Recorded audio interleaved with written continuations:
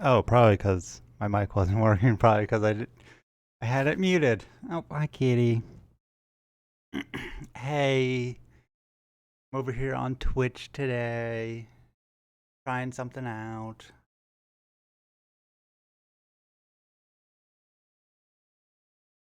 It's been a while since I've streamed on Twitch. Um, I will say the one advantage thus far um, is I can just have everything open in OBS, like my title and like stream information and chat and all that. I can just have all of that open. So it's really nice. But there are also certain advantages to YouTube. Um, but we're gonna see how this works today.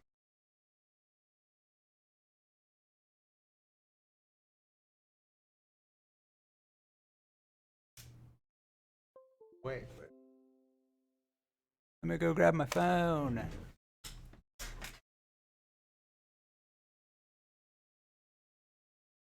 That was just a notification about me live.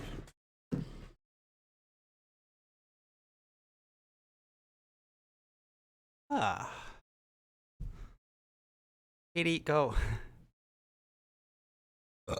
Oh, excuse me. I probably should have checked all this beforehand, but we'll do it live. Fuck it! We'll do it live! One of my favorite memes.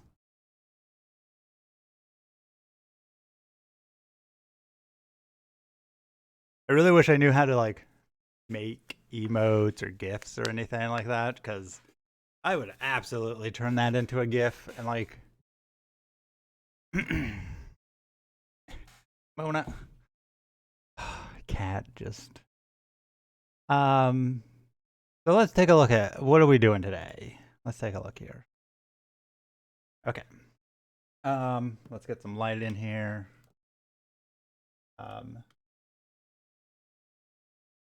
So last time we worked on some Joy-Cons. And I got this thing about a week too late. But we're gonna be doing a switch dock mod. It's just a simple shell exchange. But basically, if I open this up here, get this. It kind of came pre-opened. So here's the shell itself. And of course they give you little tools that I will never use, but let's go ahead and open it up here. So we got some screwdrivers. Got some little feetsies for the bottom here. So these little rubber, yeah, little rubber things. We got a bunch of screws.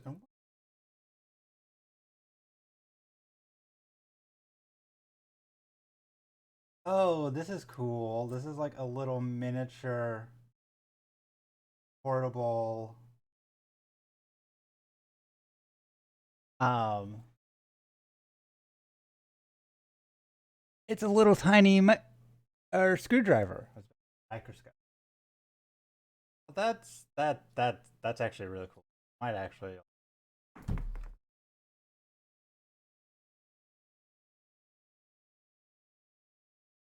I might actually put this on like my actual keychain.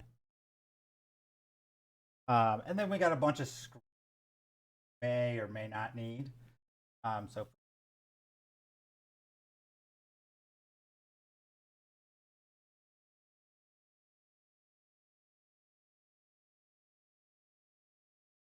and of course, they always give us the shitty screwdrivers.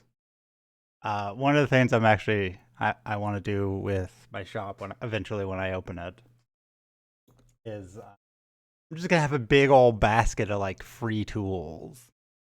Be like, here's some free tools. You don't have tools to work on your stuff? Here you go. Which I know is like a lot of people would be like, well, why are you gonna do that? Shouldn't you want to like charge them for that stuff? And I'm like, no, everyone has the right to repair. Oh, excuse me. Everyone has the right to repair their own stuff.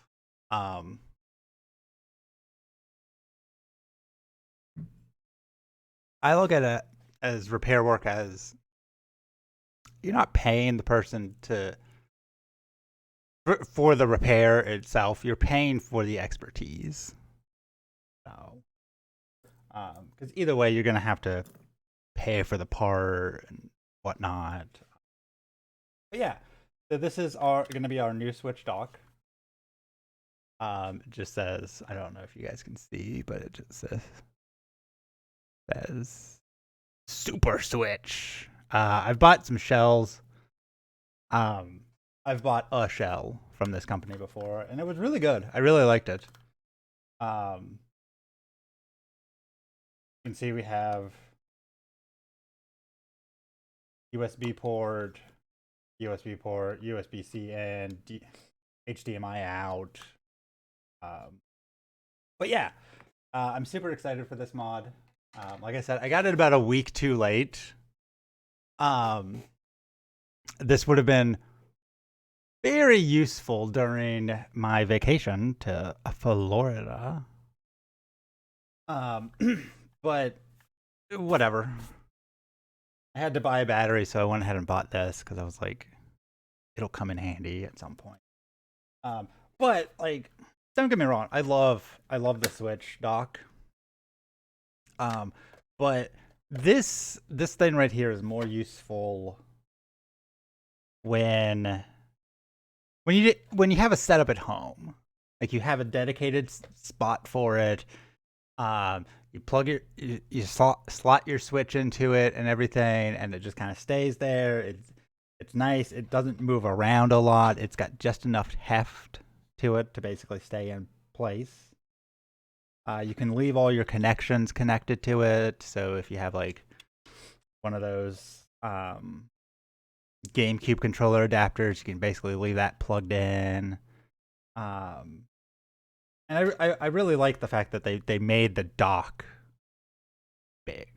But when traveling, if you want to take a dock to like hook up to like a hotel room TV or something, it's a little cumbersome to take with you.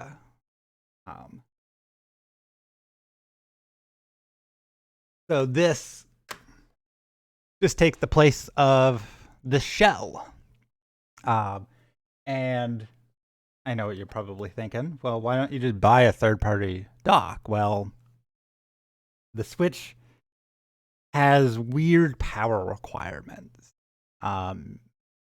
Nintendo did not follow the standard USB power delivery protocol, the PDP.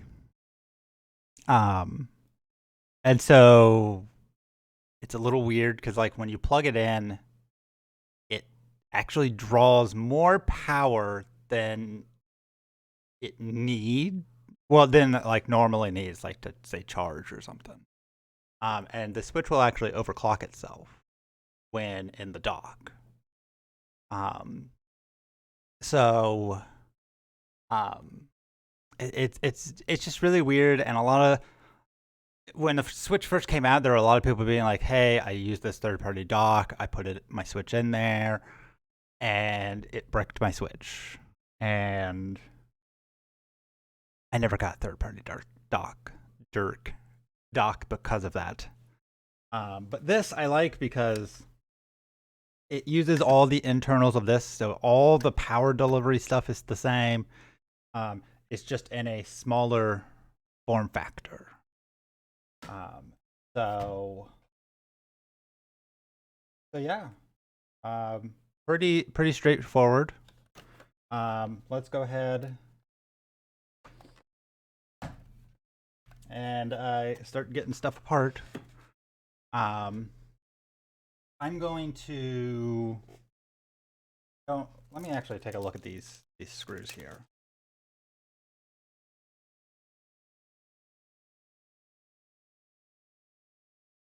Oops. Oops. So I think I'm probably going to end up using these screws for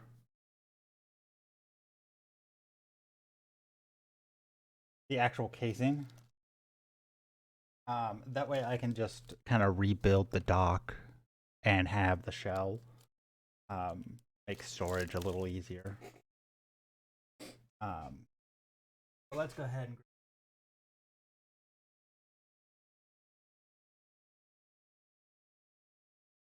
Y0. So we're just gonna start unscrewing. And actually, before I do that, let me get some music going. So we were listening to the Metroid Prime soundtrack. You know what? I'm just gonna start it over. We're just gonna go through the whole thing. This is probably gonna take me a little bit. But you can see we got screw, screw, screw, screw.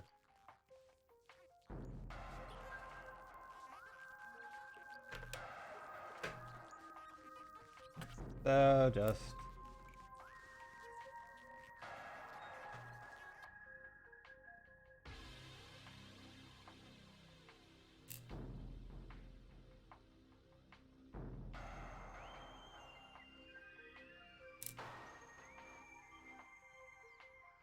all right. Before we start trying to pry this thing open, let's just get all the screws out.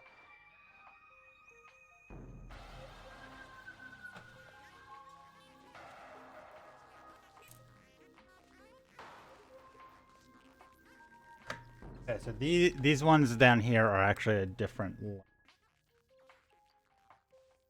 Separate them.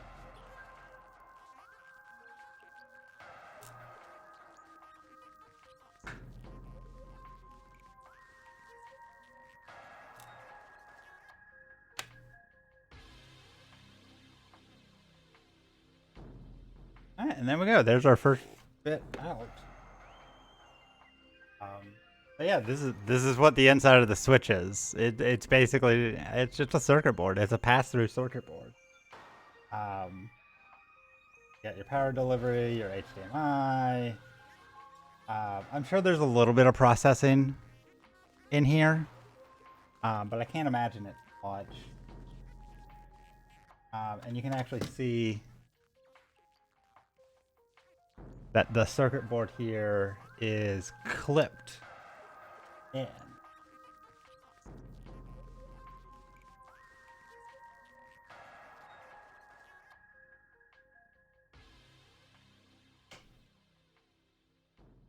About how this little latch.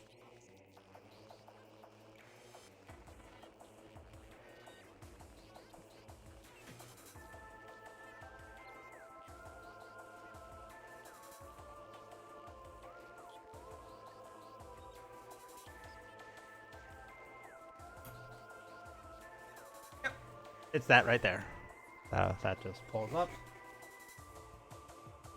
Yes.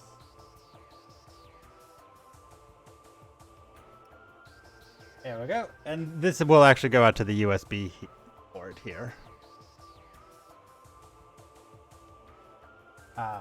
So it looks like there are no screws, so it looks like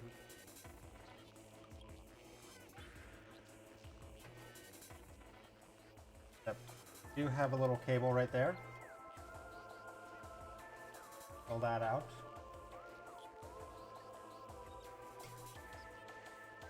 probably the LED cable. This is probably for the LED. So, thing right here.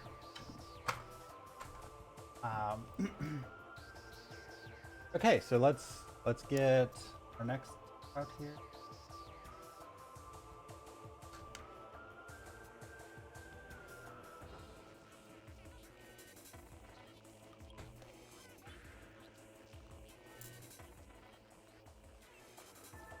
Undo every we see.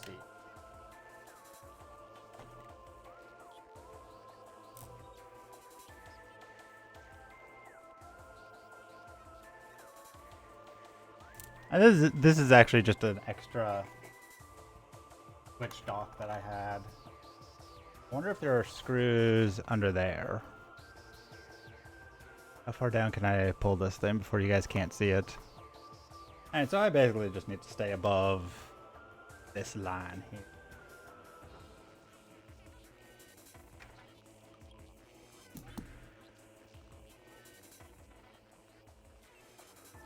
Alright, let's actually pull up a guide here. I fix it. Switch dock. Switch dock teardown.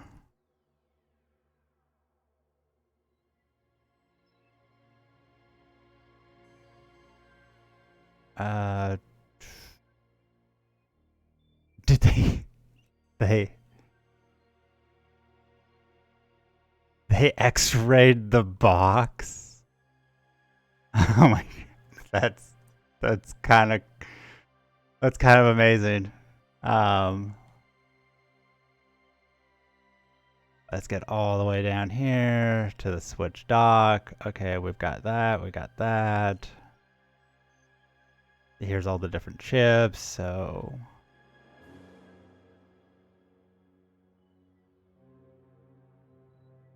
here's the chip for the display.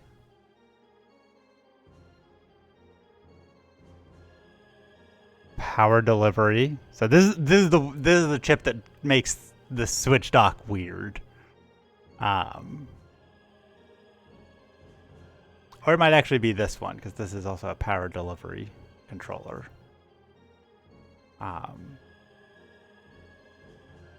Here's your USB hub.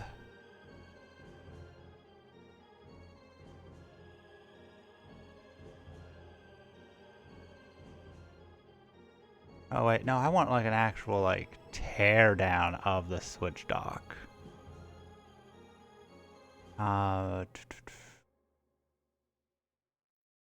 Nintendo Switch.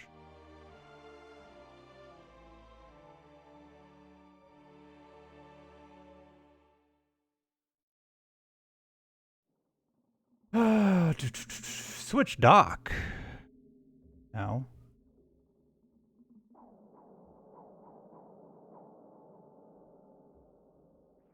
Nintendo game consoles. Okay, let's just go here.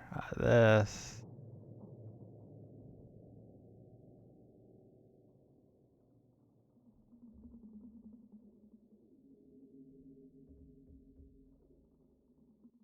Tools. Joy-Con guides. Pro controller. Do they not have a teardown of just the Switch dock? Oh, come on, iFixit.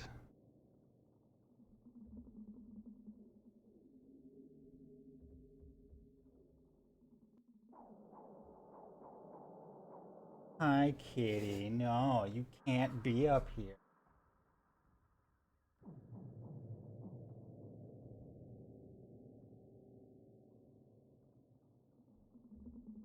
Ever since he almost died, he's been so needy. So let's just look.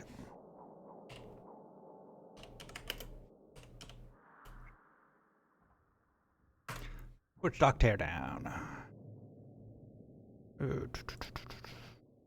I'm over. Alright, let's try to see if we can just find. I'm more curious if there's just screws underneath those things, because If I don't have to remove those, I'd prefer not to. Skip.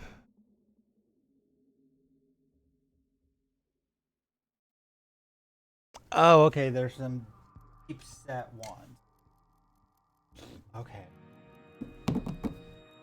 See, and this is where having, this is the one thing I don't like about the iFixit kit is for deep set screws, it does not do the best job. So let's see, which one of these is it? Right,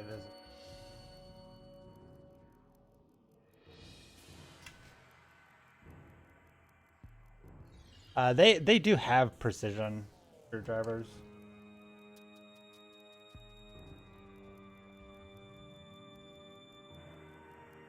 Here.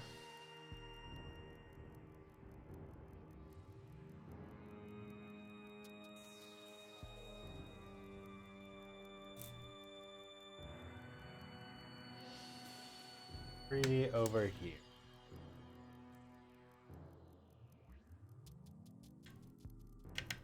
Thing I hate about these little shitty ones is they're not magnetic.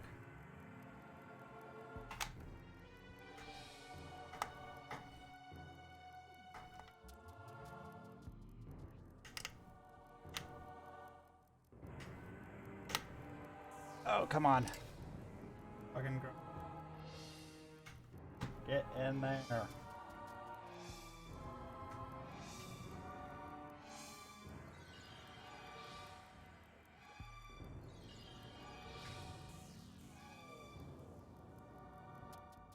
Other two.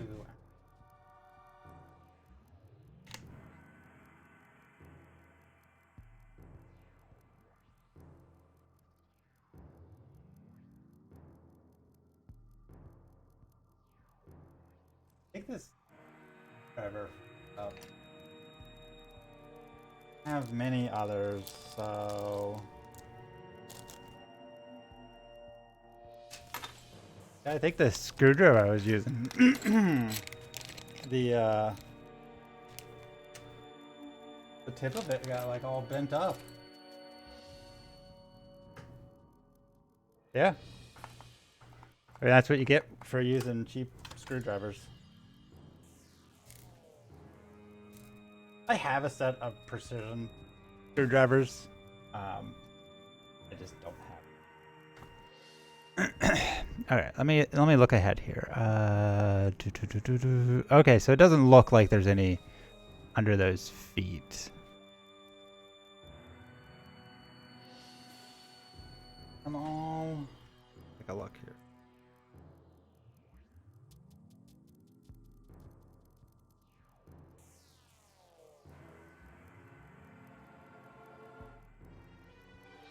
Nope, there's one more.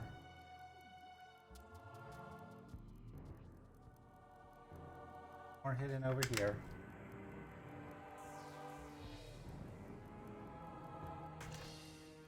Yep, and there we go. Now it's coming apart.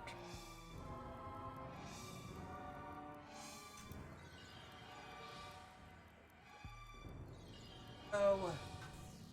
So that's that part of the dock.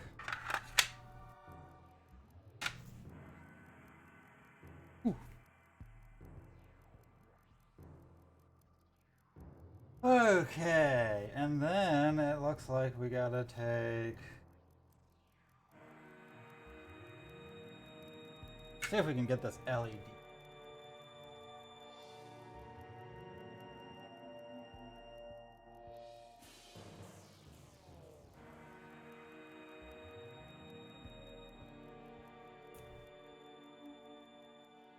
Don't want to force that out. Go ahead and get.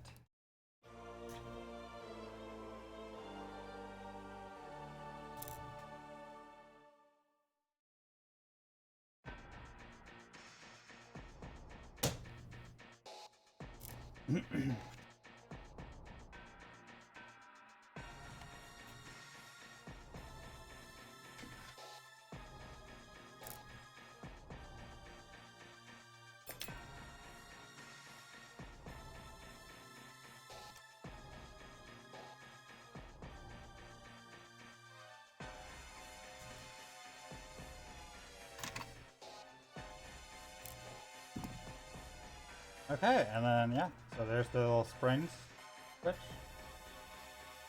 Shock. So let's just pull that out.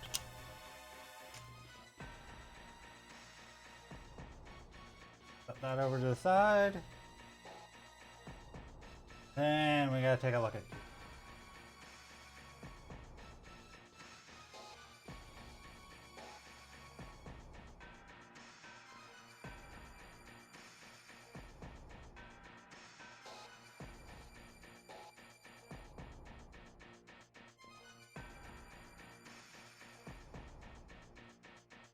Piece of paper. Like we just got 2 screws here and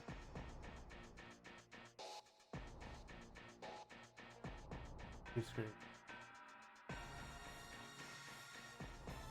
I'm actually gonna need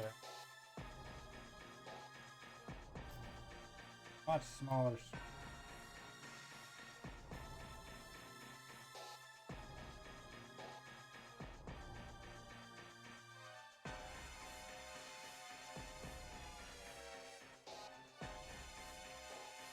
There we go. So that is, I do like that this has like a little spring pivot, so you can like kind of wiggle it around so that you're not having to like exactly line up the USB.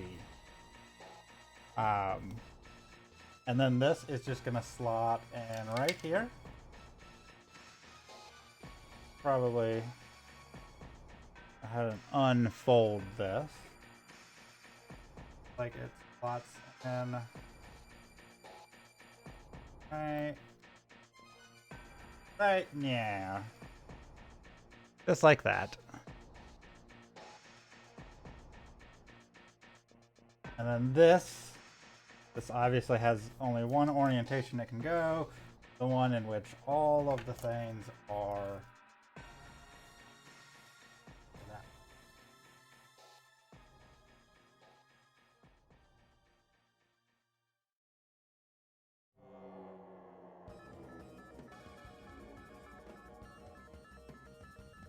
I think we gotta screw it onto. Yeah, so the actual screw pegs are here, so we gotta line it up on this one. And that just sets on top. Okay.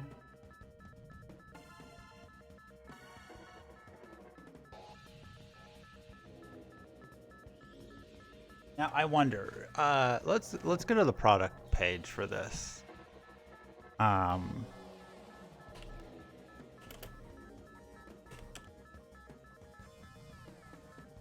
Which dock shall? Because I wonder how they recommend running the cable.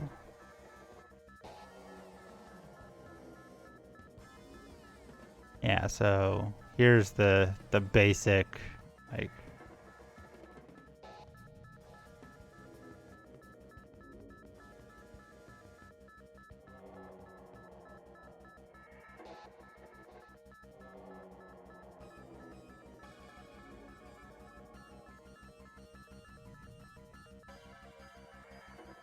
we're just gonna search for this. Because I'm sure there is some documentation.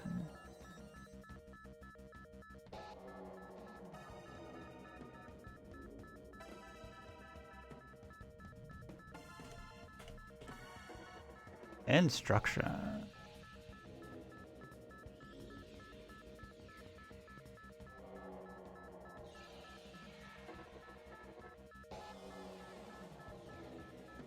Blah, blah, blah. Do all that. We already done all that. See, they run it under. Or rather, over. Oh.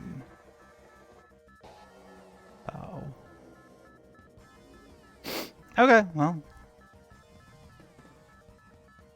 First things first, let's get our little set of screws out here. I'm just gonna dump them out in here. It seems like I need what? 1, 2.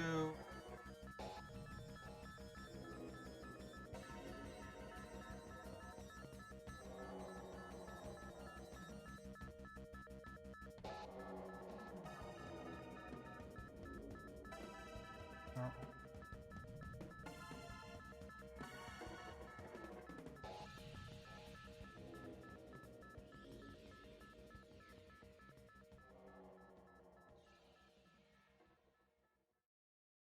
Got 2, actually 4 tiny.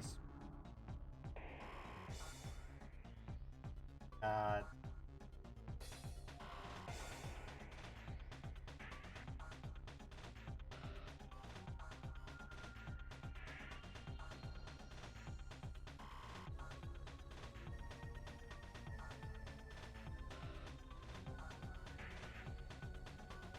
and so it looks like they actually give us a couple of extra screws. There's this one. Um,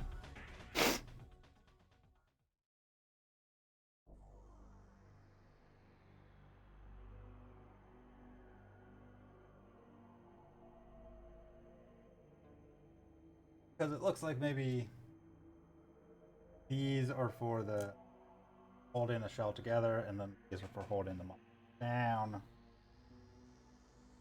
Here are the super tiny ones that give us extras of are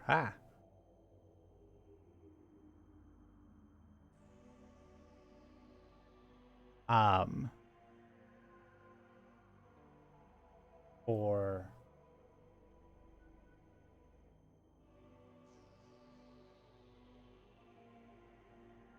and again, just like with most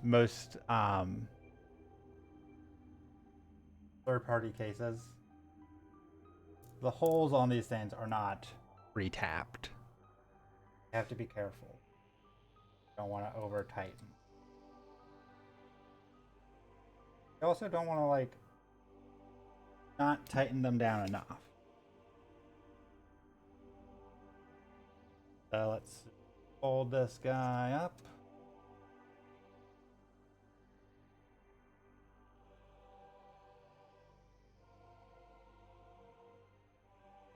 Set this in.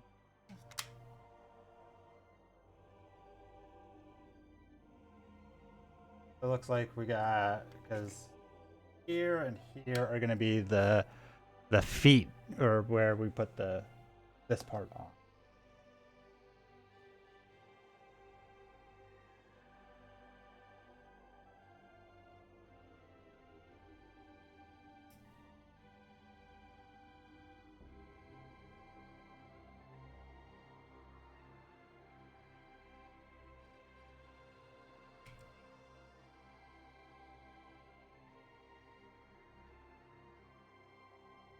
But before I do that,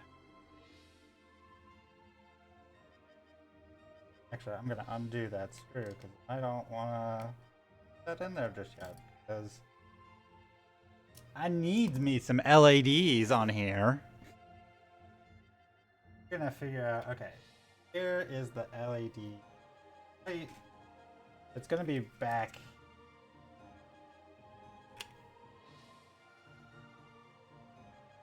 So let's see if we can get this.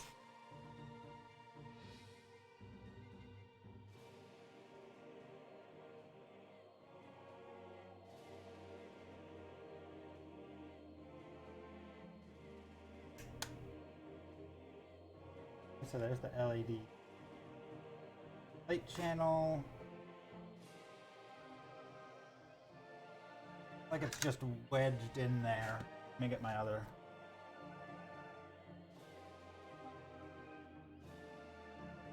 Oh, actually, it looks like. Yeah, the whole part comes off, and then this just comes right off. Okay. We can see our LED.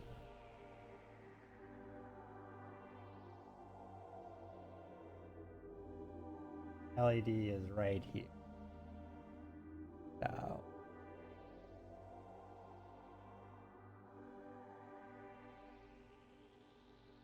So I know I've seen People will be like, yeah, no, you can get the LED in there. Yeah, see.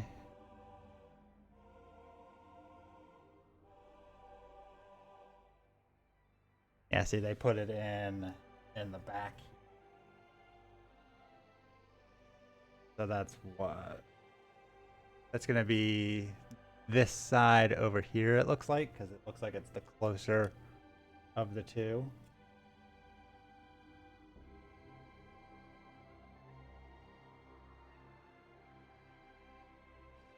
Yeah, so it's gonna be this side over here.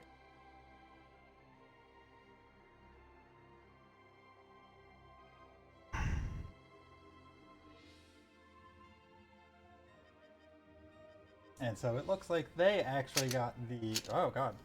Oh. Hey, that slides around.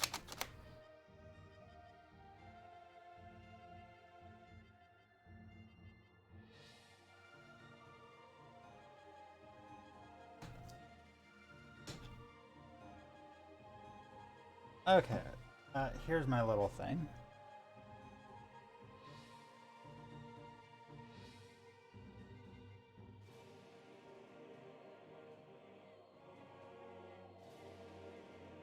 Looks like get it in there.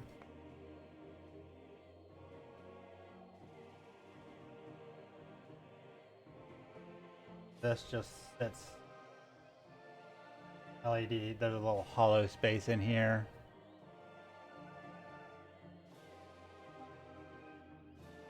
Yeah, an LED.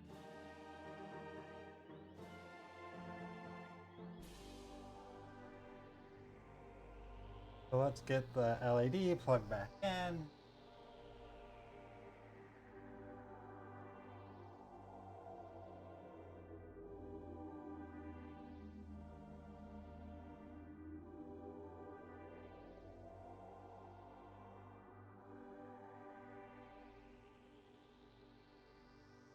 This is going to be a little tricky. Obviously, this is not made to. Let me refocus that. Let me lower the light here.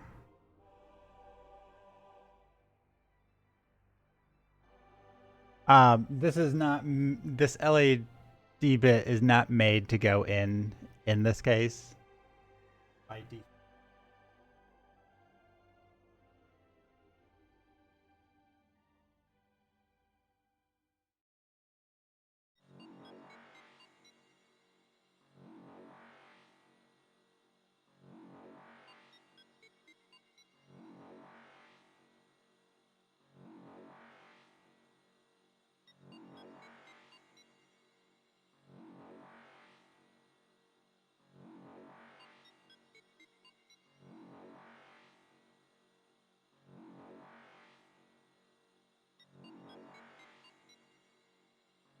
I'm gonna have to.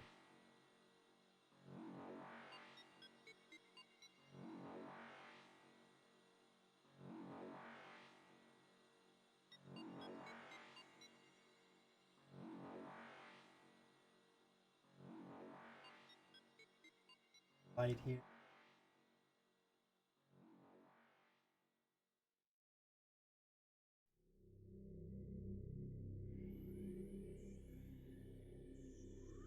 I think that's how we're gonna have it.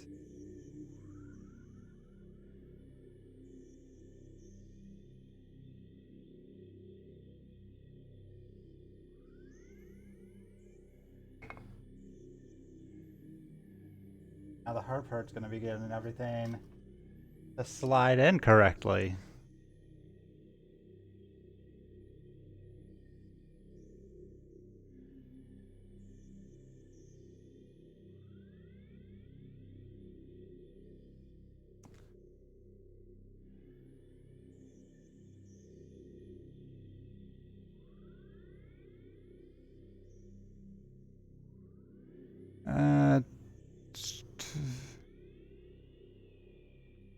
I'm actually gonna grab a little here.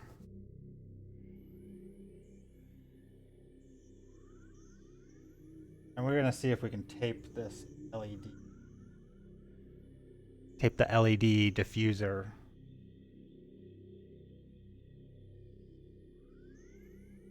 If I can tape it down, I don't have to hold it. That'll be so much easier.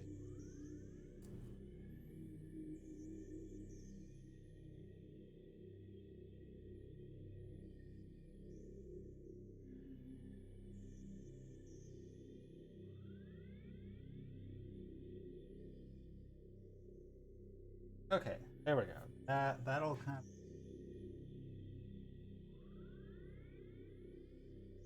Again, you really need 3 hands to do repair work and shit.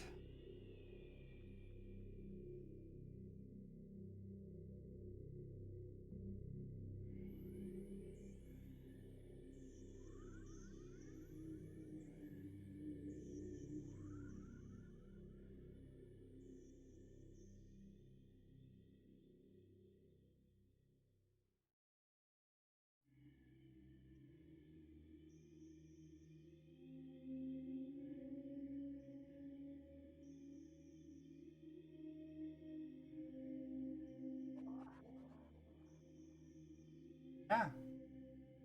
That.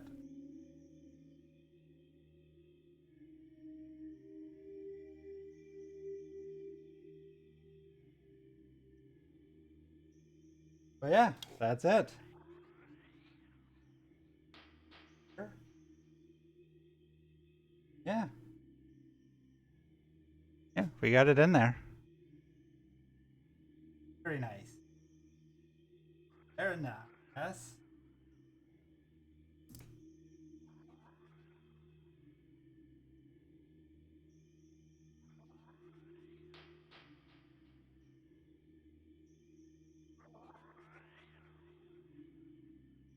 I really wish they had Labeled screws.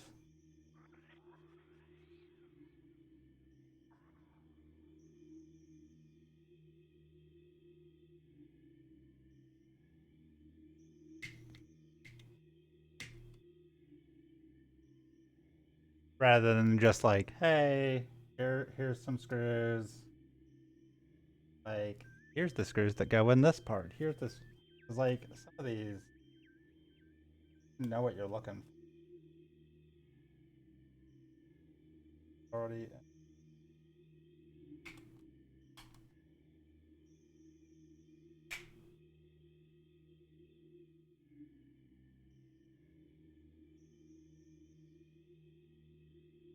And then we're just gonna try to run this.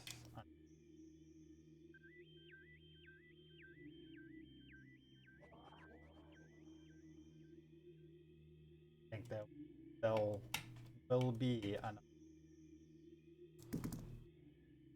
And I could probably thread it. I could definitely thread it through this bottom gap here if I needed to. That capped on tape.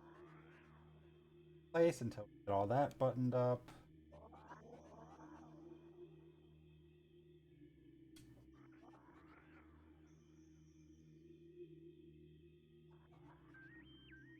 Let's see.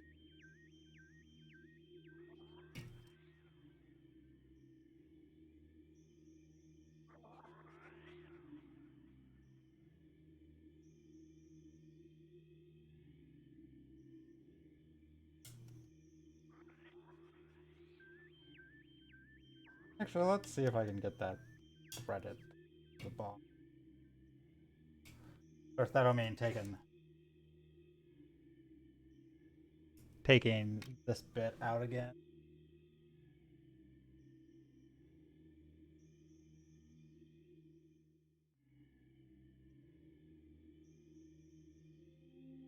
Wouldn't be a problem though.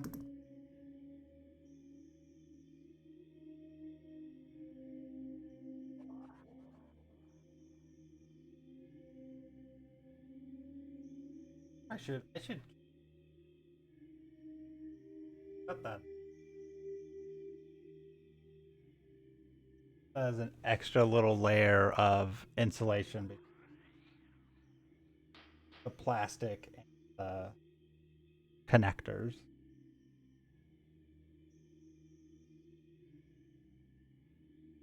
let's try to straighten this out.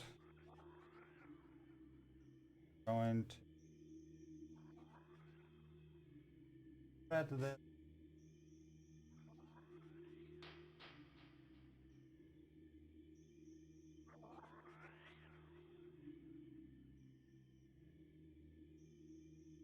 And what we can do, go ahead, patch this.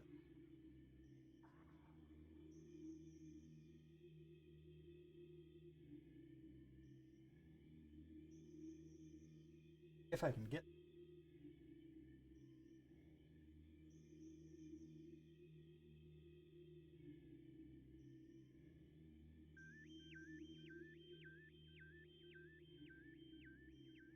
There we go. Got that in. Okay.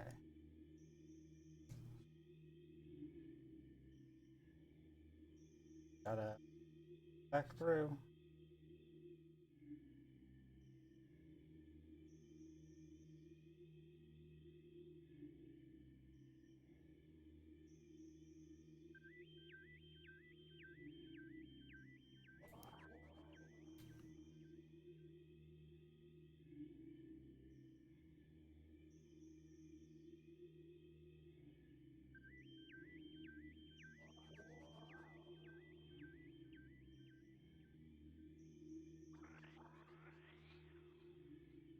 Yeah.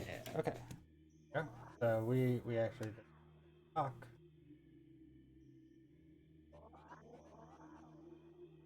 Back in.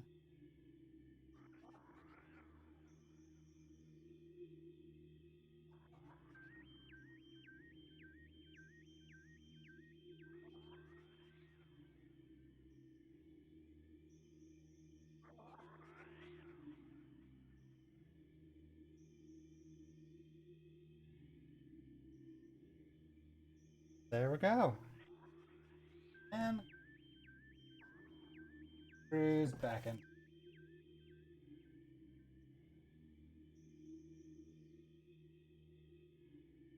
do like that they give you extra screws just in case you lose one.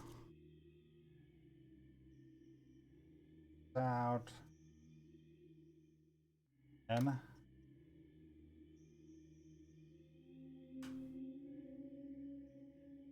Not that.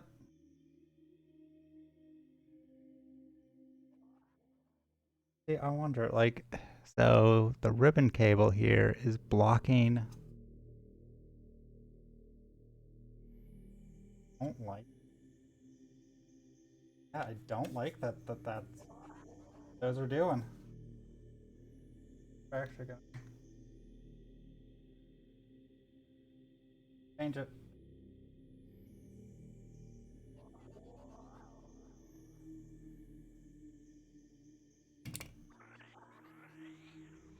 This.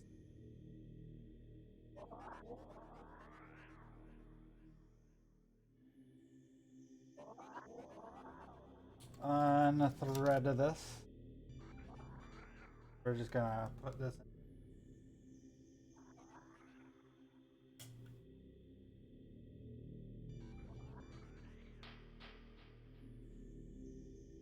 We're just gonna cut this.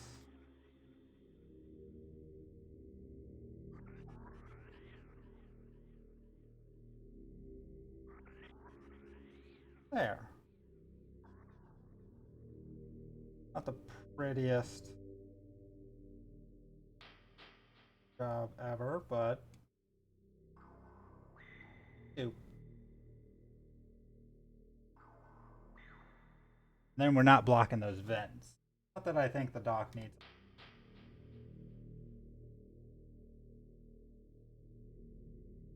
I'd rather not block the vents if I don't have. We're already just straight up blocking one of the vents.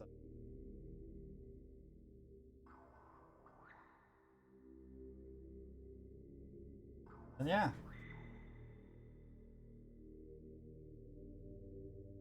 Switch together.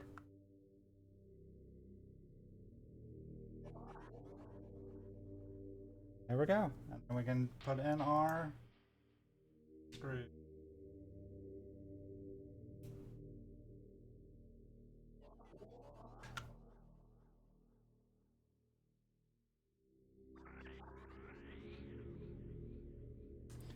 Big test is going to be, does that LED stay in place?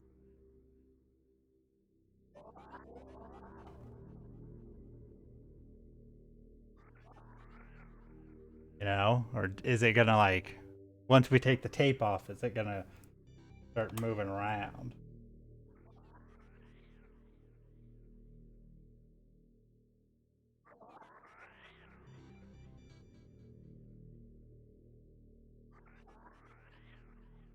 Oh, that's the time we find out.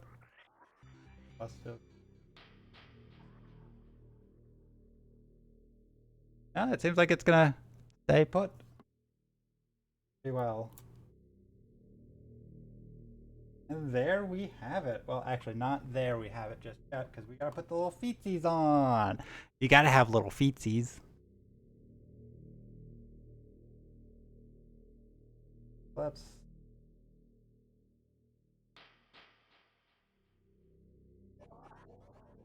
Although I hate that it's covering up the screw.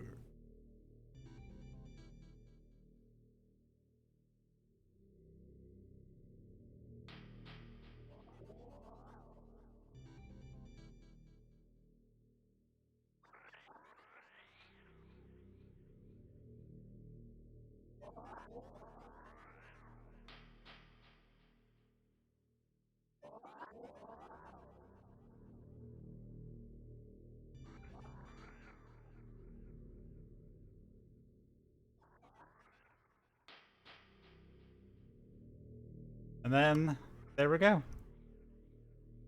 It's all, feet's all on. Let me grab my switch here. And so then this just slots on like that. And then you have your portable version of your dock. You could just slip this into a bag somewhere, take it with you, use the same connectors. I like it. I like this. This is a very cool little project. I wish they had integrated the LED better. It really would have just been like having some like housing there to like hold things in place as you like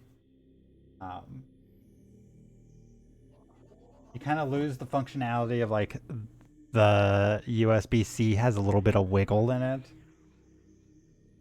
This dock, it's got a little bit of, it sits on this and it can kind of wiggle around. So probably not something you'd want to use for like your day-to-day, like you're constantly taking it in and out. But if you're just traveling somewhere and you just need a more portable version of the dock, then this seems to work really well. We'll test it out here in just a moment. But first, I want to get the regular dock back together because I don't want to have to like have all these. We're gonna put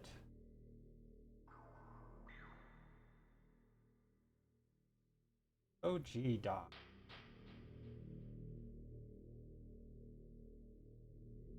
And these screws that hold the board in, we're just gonna in here. They won't hold anything down, but we'll just put them in there, kind of like storage.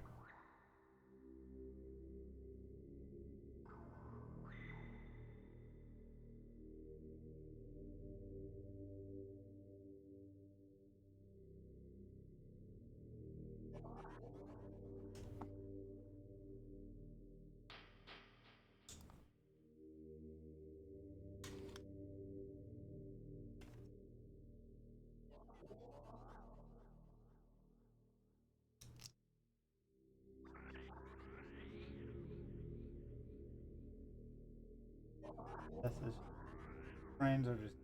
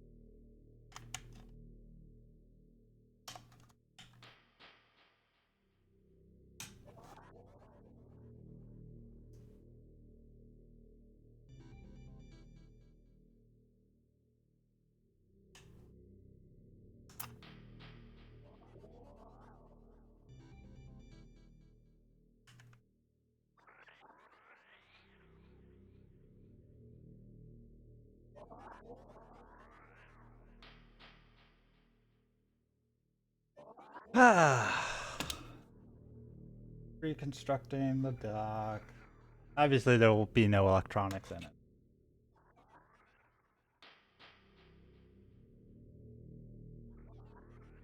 Just this way, I don't have to keep the screws around.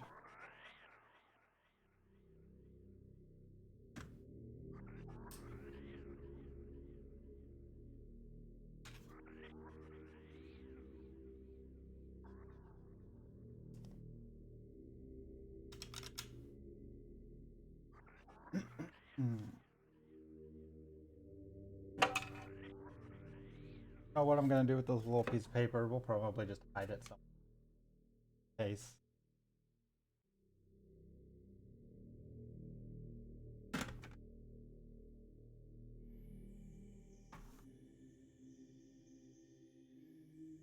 Okay, let's get the non-deep shallow.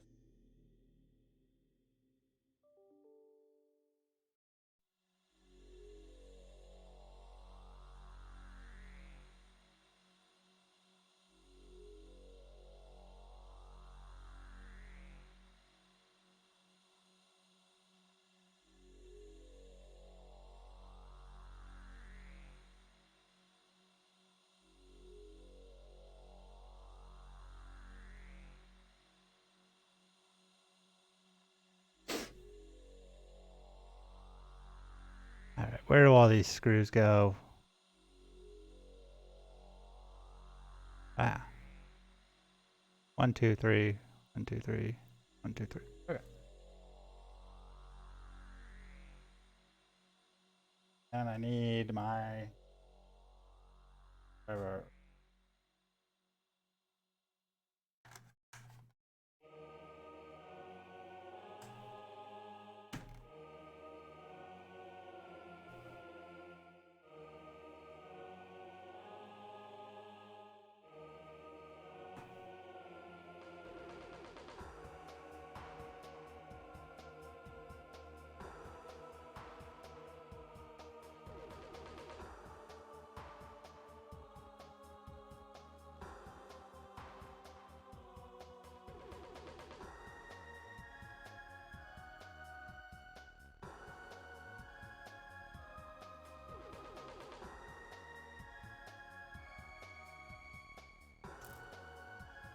Magnetic screwdriver.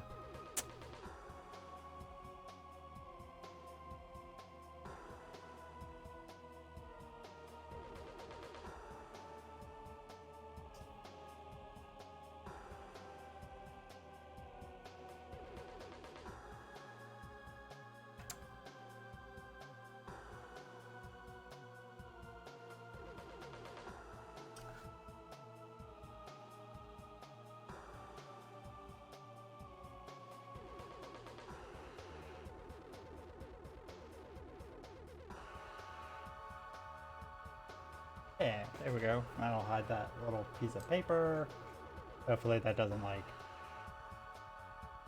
tear it up. And these are all my tri-wood.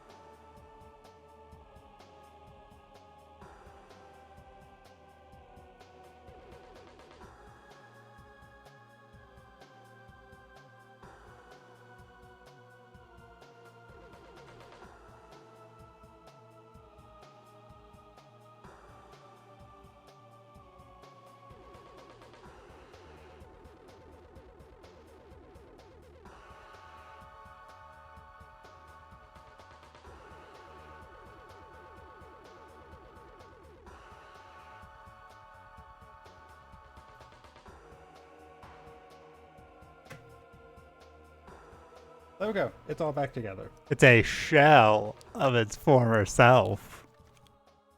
Because it doesn't have any electronics. I think I'm funny.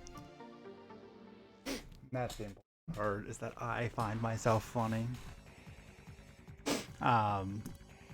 So yeah, let me plug this in real quick. We're gonna make sure this works.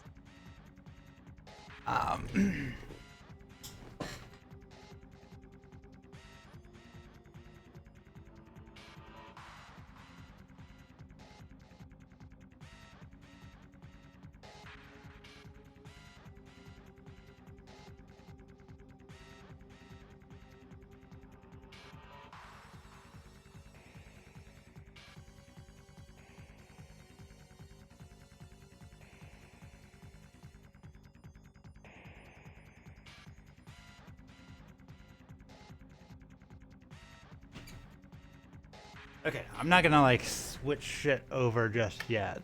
Well, I actually might as well.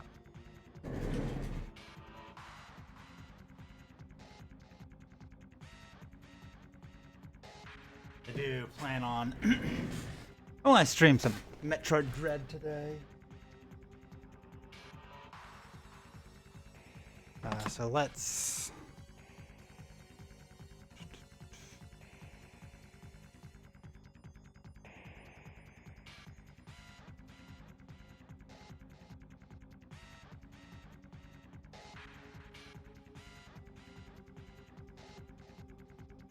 Hey, yeah, everything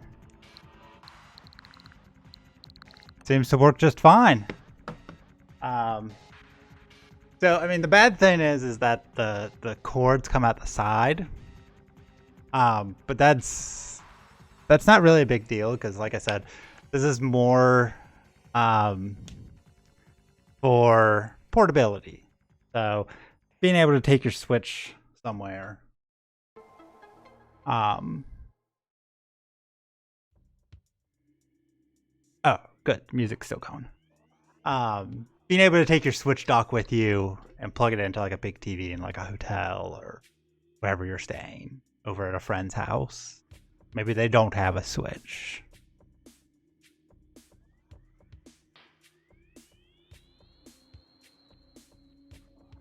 So, and we'll kind of leave it there and we'll test it out.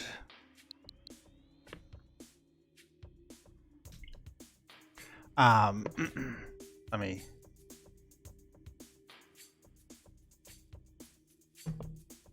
Oh, hold on. Girlfriend calling.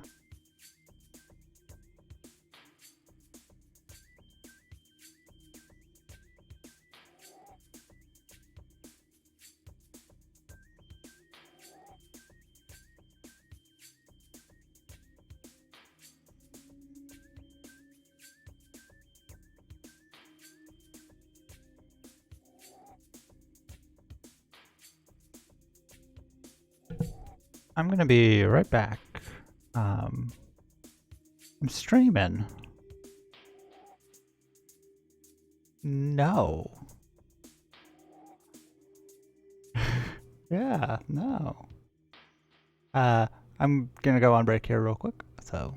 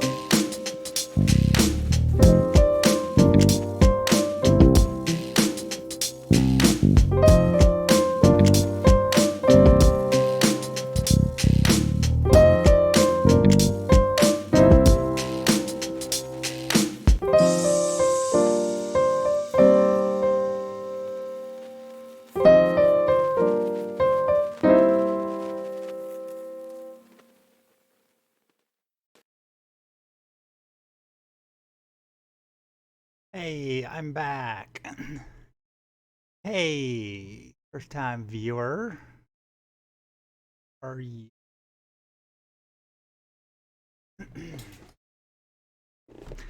All right. So, I got the Switch dock made. Uh, sorry I had to take a phone call. Girlfriend was calling me. She is at work and I guess everyone like called off or something. So it's like her and one other person running basically two stores. Um, so she was calling me like, I'm stressed. Ugh. Um, so. All right. Um, before I get to games, I actually want to do something in addition to the Switch dock I just did. Um,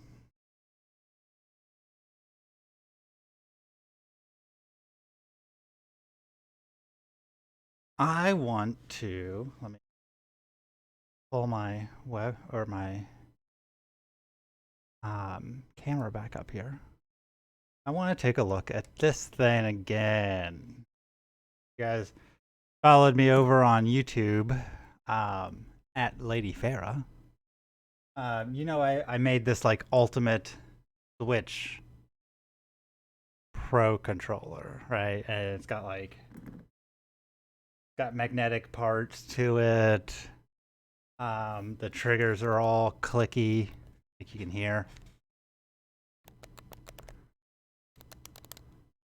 And most importantly, the face buttons are also clicky.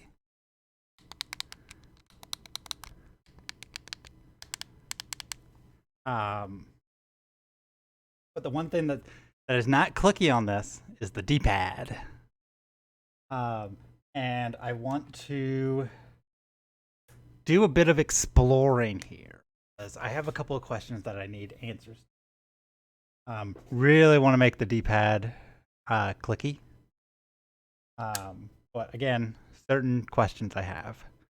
So we're going to be doing that now. We're going to be taking this apart, and we're going to see exactly how the D-pad in these things works. Specifically, does it need the rubber contact pads? Like, does the D-pad need to sit on that rubber contact pad that's in there now, or does it just need to sit on the circuit board? Let's get our music back going again. And then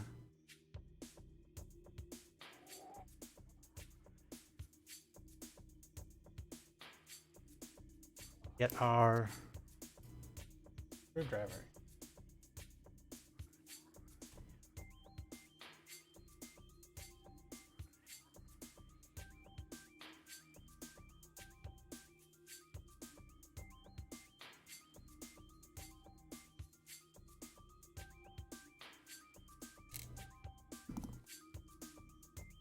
And again, I will need a help of an additional little crappy screwdriver.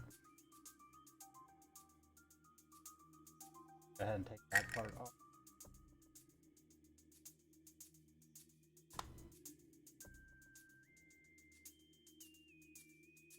I have taken this thing apart so many times now.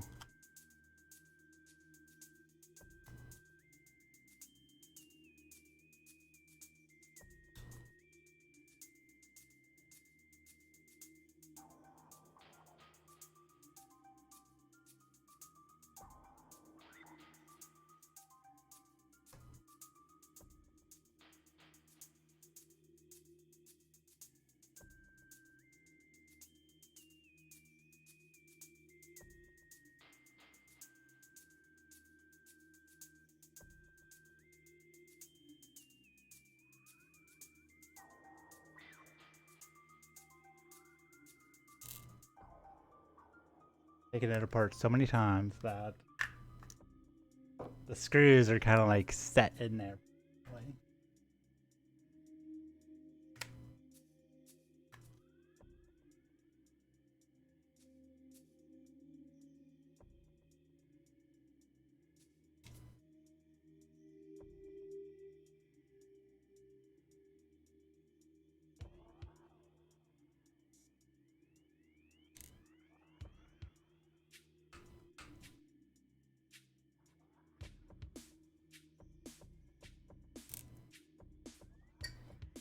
Grab my little tiny screwdriver.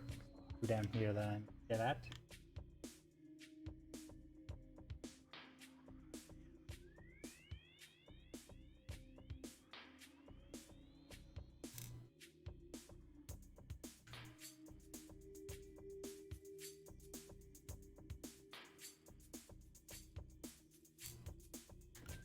All right. Just all of them. Yes.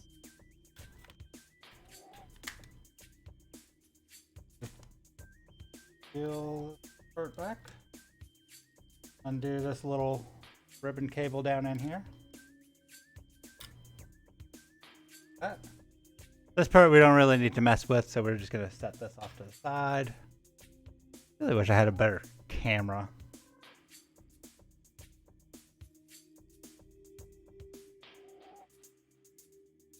Like that.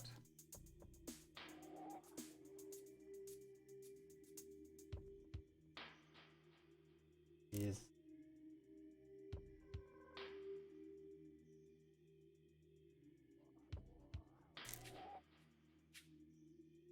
I'll take the triggers out.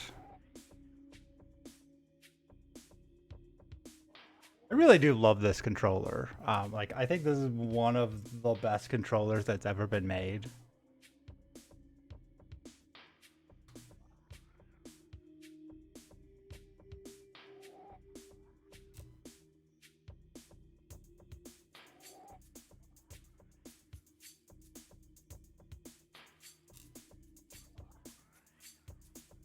Take this out, and you can see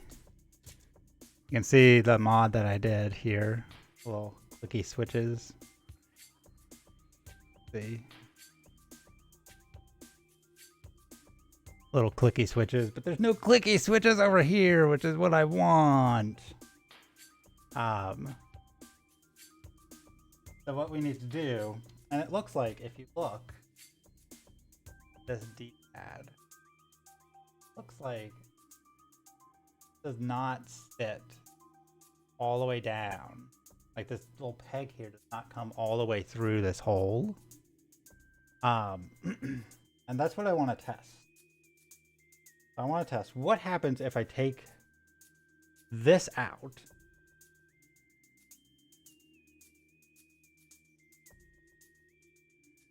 If I ever get someone to make like emotes for me, one of them is just gonna be a focus emote, like focus the goddamn camera. So we are going to just come in here. We're gonna place this circuit board back down. See, that's exactly what I was afraid of. See, this kind of wiggles around. It should be nice and taut in there. Yep, that's what I was afraid of. So what it looks like, you would actually have to do in here.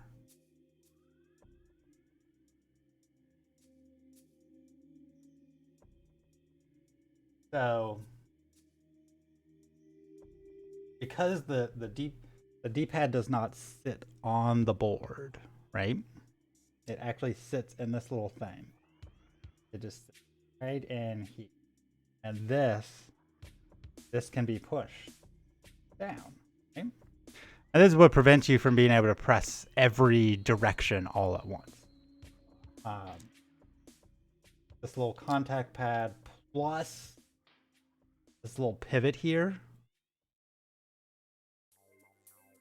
is what keeps the D-pad from being, so you can't like press left and right at the same time, up and down at the same time, right? So you can at most press like 2 inputs at the most. So like,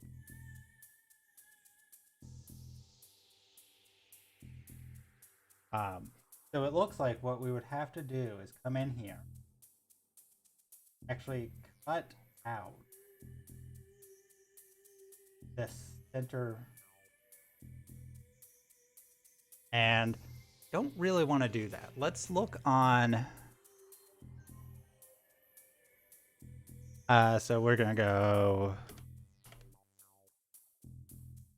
Switch Pro Controller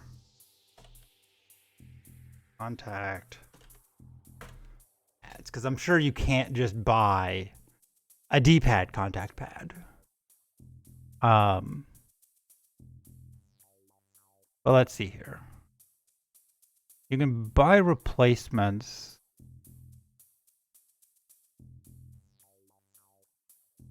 And so this is all of them. So let's go look at the reviews for this. Ooh, I actually really like that case. Oh no, that's not. Is this a replacement case? Let me look.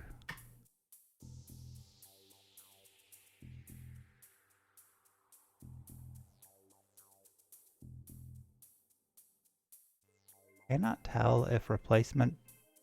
This is not a replacement shell. These are like third-party Joy-Cons. Okay, that's unfortunate. Let's come down here and look at the reviews for this, because one of the things we want it to. Oh my god, what do you mean there are no? Oh, there's no written reviews. Ah. No, that's not what I want. I want with these. I don't. Okay.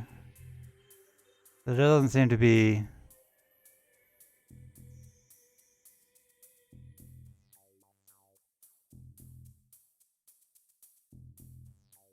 Okay, well, let's see if we can find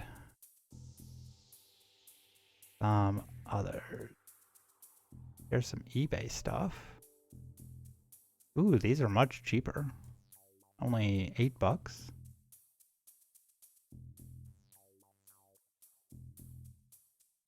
Do these have any review?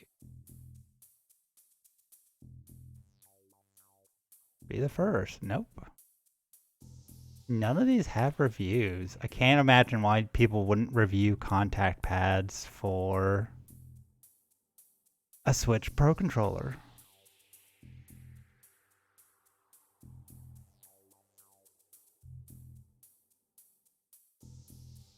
See, these look closer to OEM.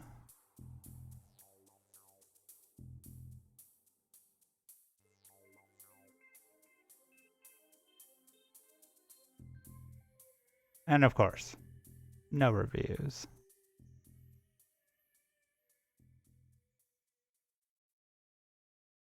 Oh, but these are also shipping from Hong Kong. Right? There's the, yeah, Shenzhen, China. So it would take literally forever to get here. It looks like the best bet is probably just these. I mean, these look fine. We're just looking for this centerpiece right here. So the performance of the actual button presses is not super important. I really don't want to cut up my original D-pad contact pad. And I don't have any extra contact pads. So I can't just like experiment and like try it out, unfortunately. Yeah, because none of the other. I can't think of a controller that I could scrap. that would be the same size as this, except maybe like an old Super Nintendo controller, maybe. But also, I don't really want to do that either. This says it has some reviews. Let's come down here, see if... No written reviews, of course. But this is much cheaper. Get it by Monday. Okay, so we'll keep that in mind. But I really wanted to see if the contact pad was essential to the feel of the pivot for this. And turns out it is. So, but another thing I would do while I am in here, there we go. Want to play around with buttons.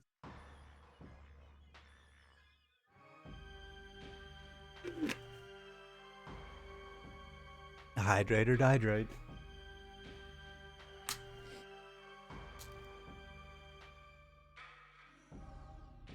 So, I have these shallower buttons.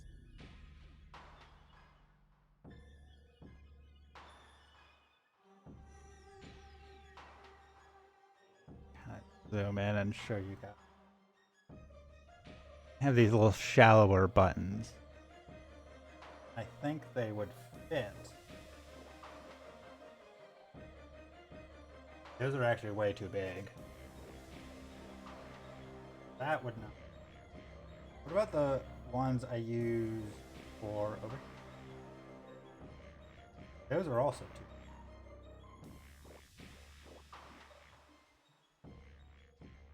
Love to use something.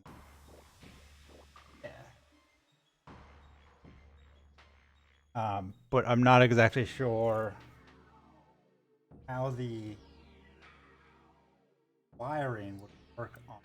It has four little prongs on it.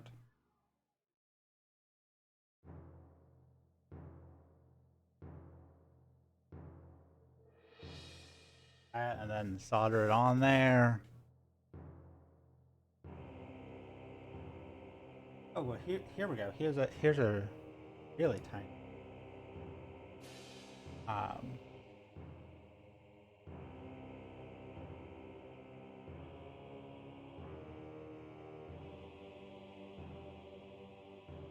Ooh, yeah, that would fit really well. I have a couple of different sizes of that. One looks like it's taller. So this one is taller. Same size. But the button is that's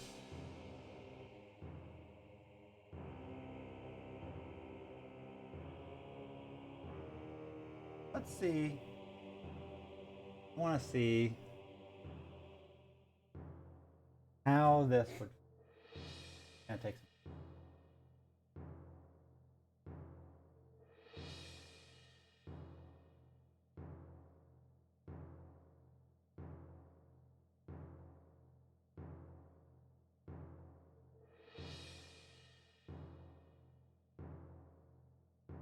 Napton tape.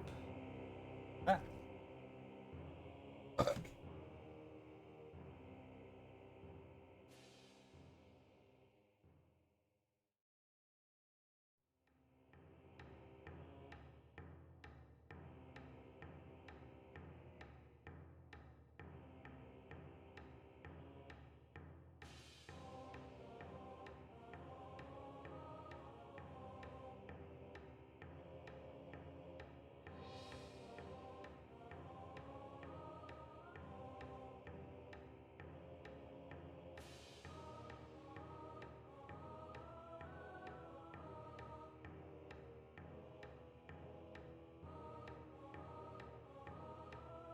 Because with the way the D-pad works is not actually always touching. No touching.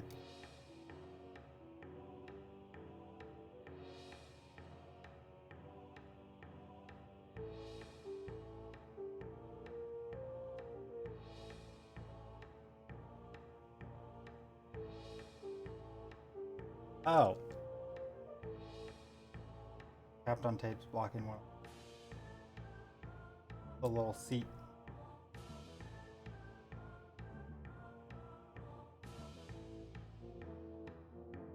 Of course. Can't just have it work. Or like fucking. You know, I bet I could just kind of lay this on here like this and have it actually. Like, it wouldn't be very secure, but like.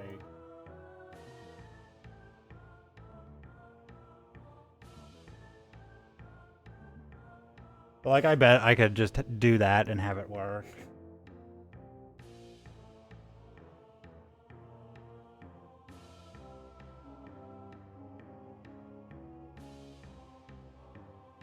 And as you can see, these little your plus minus home screenshot button are already clicky switches.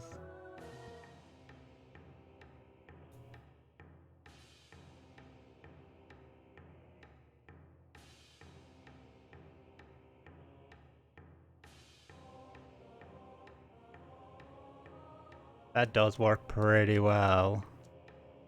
I'm gonna put another one in here over here.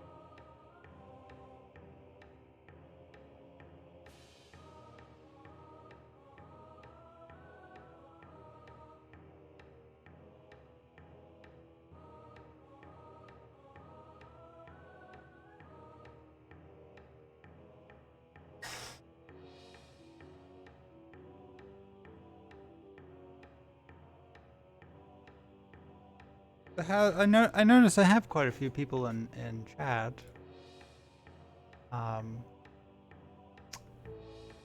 So how's everyone doing?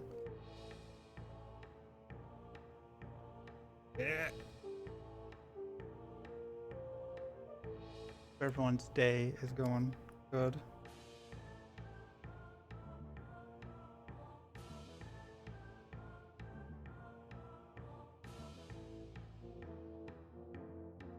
You guys are enjoying watching me fuck around with circuits and shit.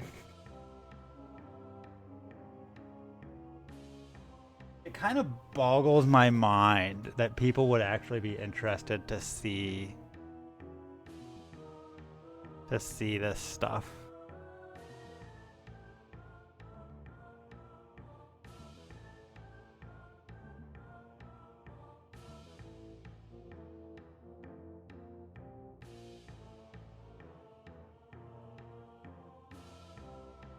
Okay, now let's test fit this in here.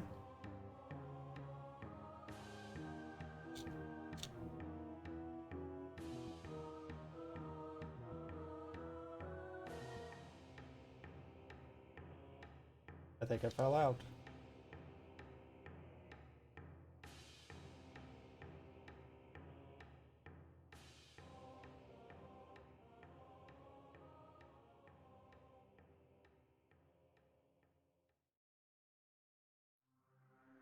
For some reason,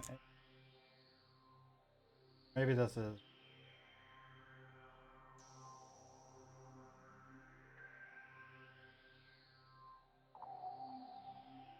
Thinking maybe I taped it down too tight.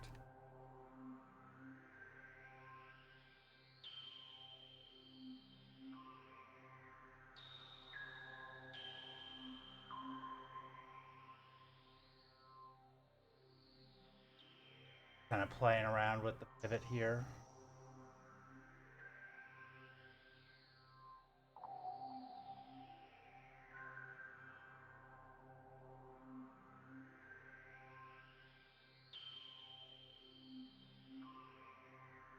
There's actually still quite a bit of travel on the color one.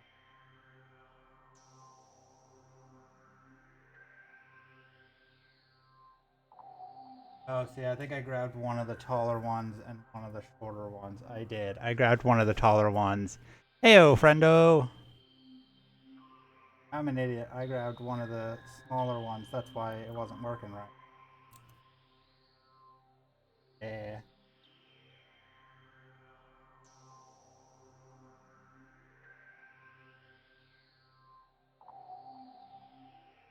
Need a little trash can beside my desk.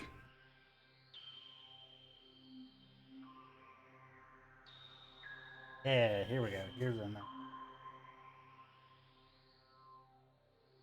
All right, tape. I love this stuff.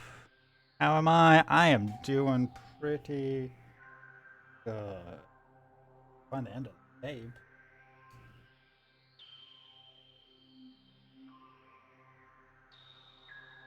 So doing pretty good. I got some pretty.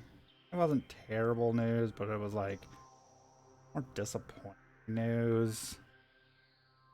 The guy I was working on a controller for has kind of like backed out. Um, oh, he's like a friend of mine said to hold off because he has something for me. I was like, ugh. I was like, I really want to like I don't want to just be like, hey, I'm gonna use you to try to get my name and become big and popular, but like, I kind of want to use him to get my name out there and like I just want to make controllers.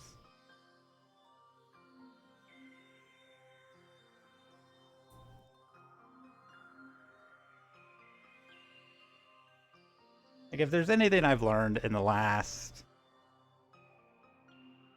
what is it, March? Ugh.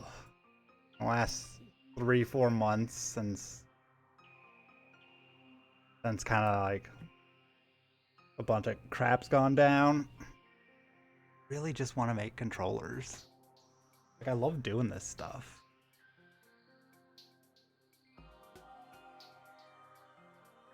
Okay, let's try this. See if this gives us any. Ooh, yeah, that's.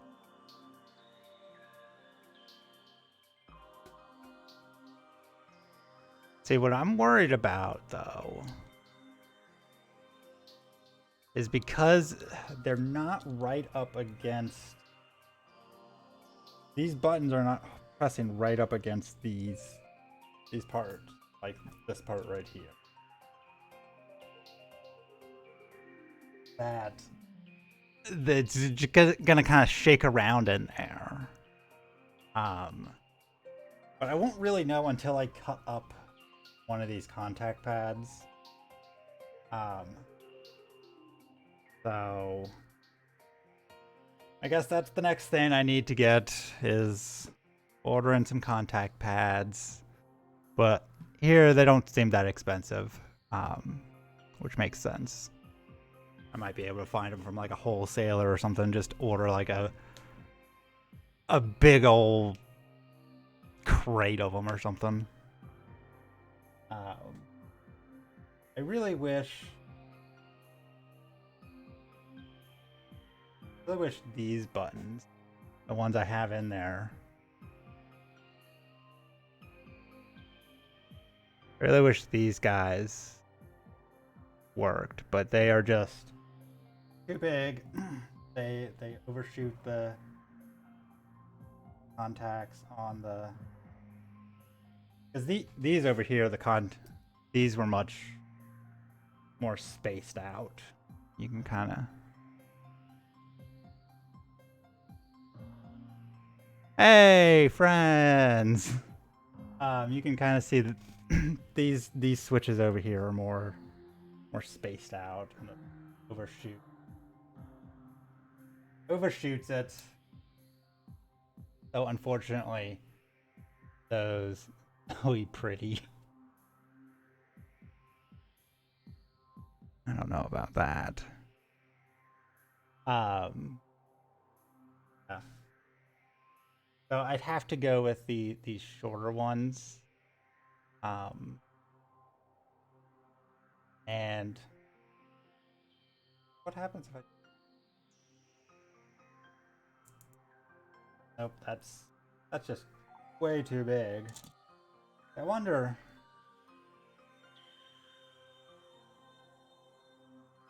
What would be ideal? And I think he's a little button, like button style one. Perfect. Yeah, these just kind of just.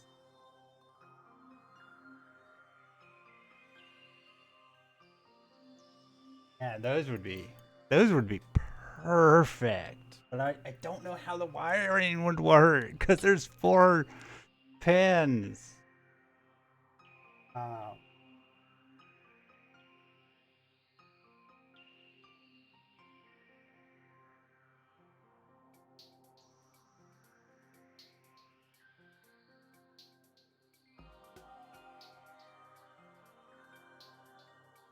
That's it. And maybe I could like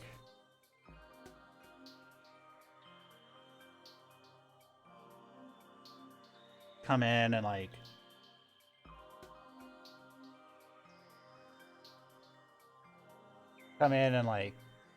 lob off a piece of this contact pad here.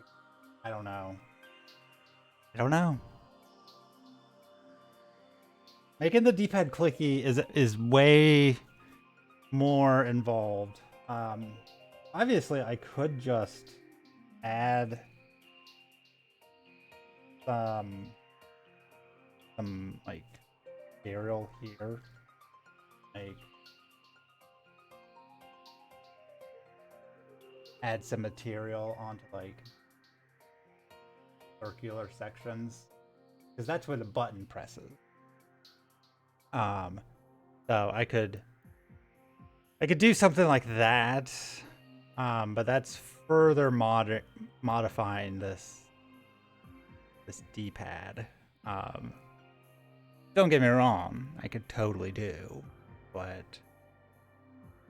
be a lot more trial and error in fitting it. Of course, the D-pad does feel pretty good.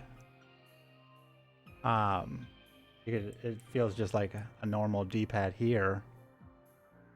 That's kind of testament to the quality of these rubber contact pads and contributing to the feel of a good D-pad.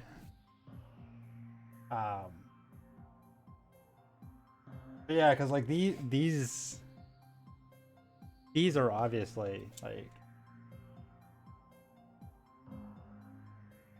little buttons here, and they're contact pads. So and guy.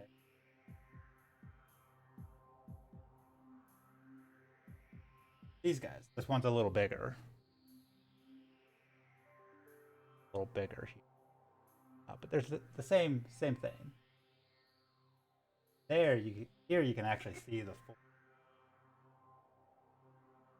1, 2, 4 contact points.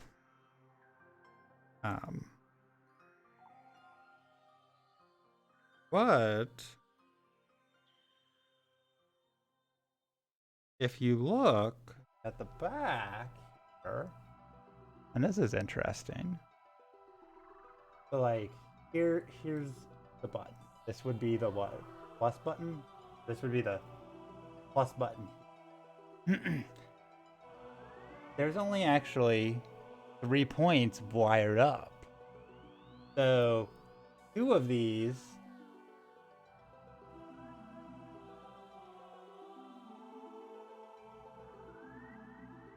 it looks like, we'll see, and then down here for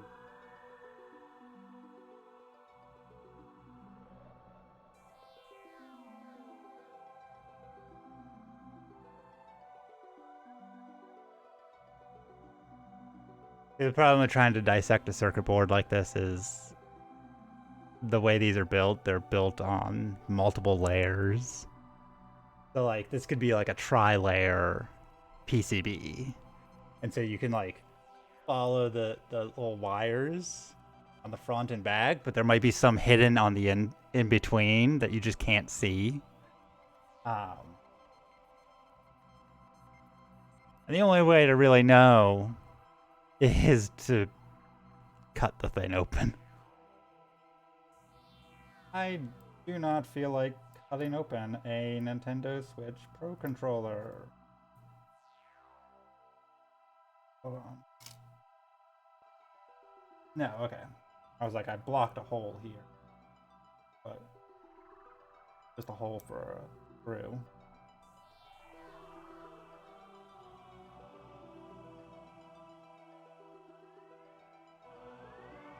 We'll just put these back.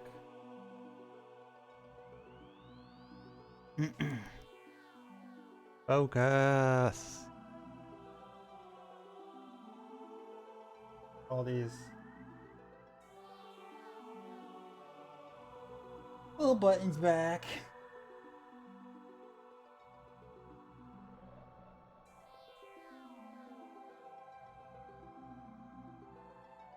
This is why I love Kapton tape.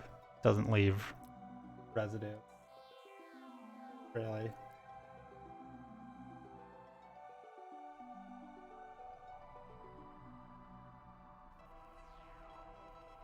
So,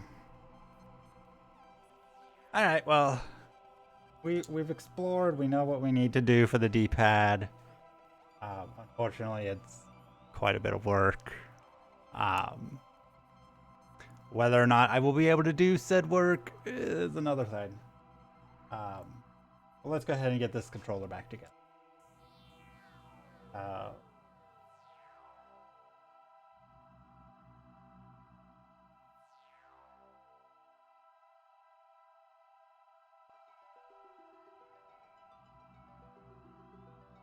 Board back in.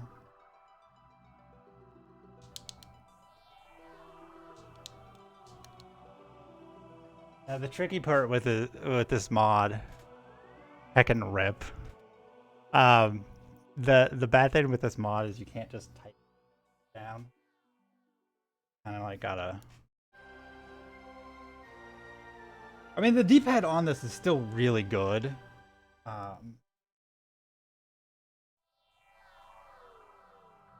But like, it's not a huge loss.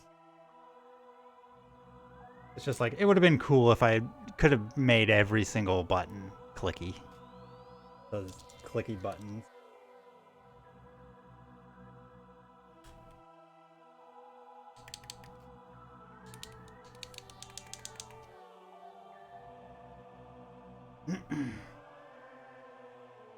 I'm gonna ruminate.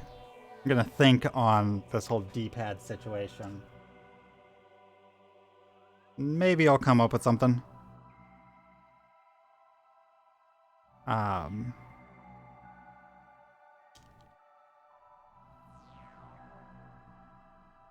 Maybe I'll come up with a little solution.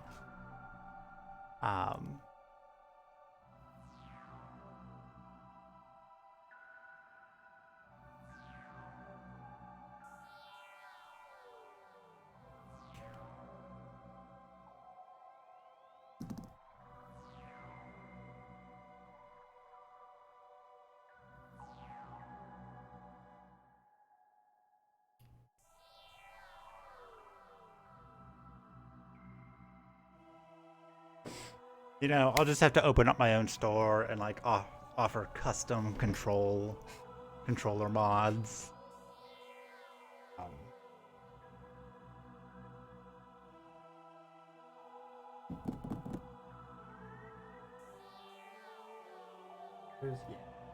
Now for the most annoying part, trying to get the goddamn ribbon connector back in there.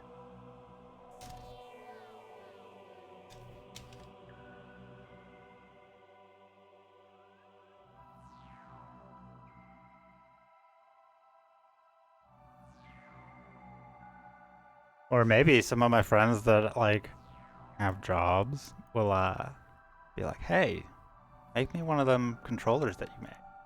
Because honestly, like these were like, the sticks were like what? I have it somewhere.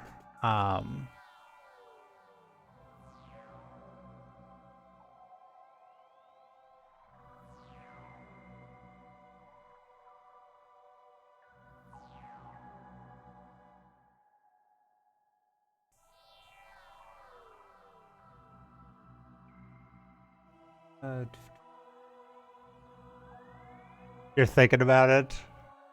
It's a really cool mod. Actually, if you're thinking about it, throw me a color scheme. And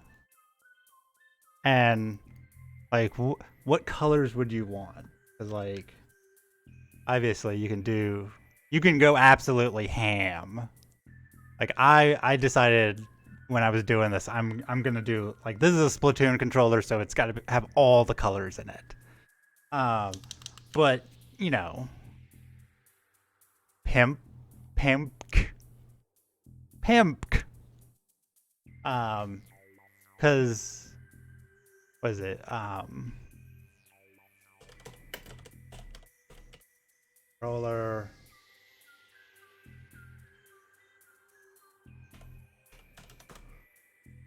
I've been writing the word button a lot. Button does not. Purple. Oh my god, guys. They actually have a really nice red, green. Button is it's a good word, but it doesn't look right. Like,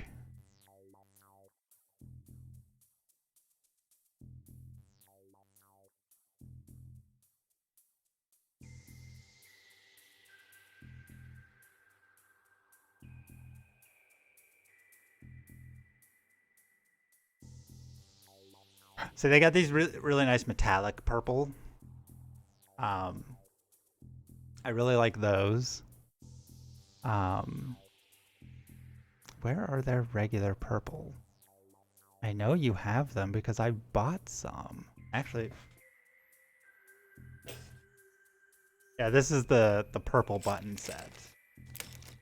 So you can see one of them right here. I have all of the purple buttons except the A button. But I really like the way this purple. They have this purple. So it looks really nice, and it feels nice and like matte. Whereas the original buttons are like kind of like, they're kind of more smooth. So these would be more smooth like. Actually, these would. You know what kind of purple it is? I do not offhand. Yeah, here we go. Here's the purple. I really like Royal Waluigi. I really like the purple.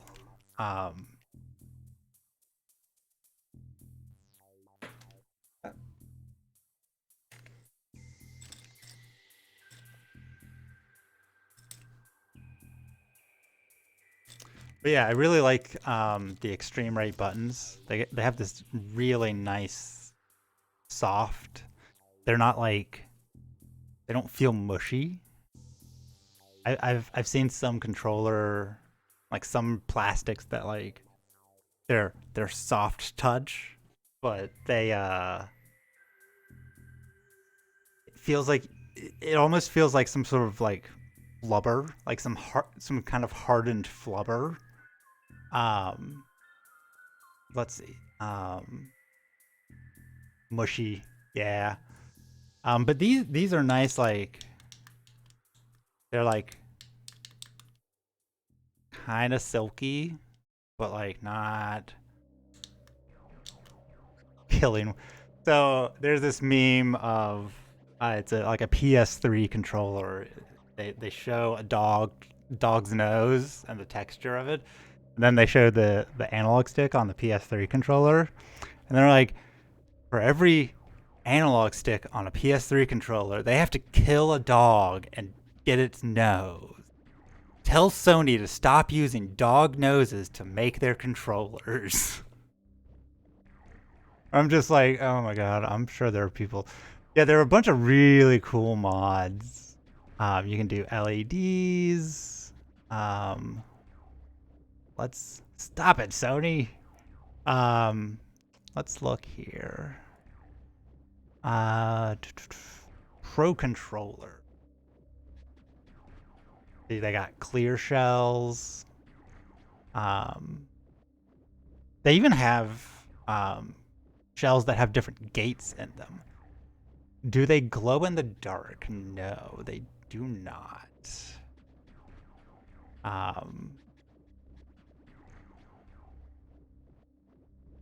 And here's some of their metallic shells.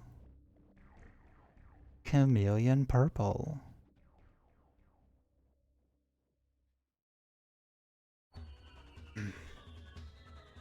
I really like the shell.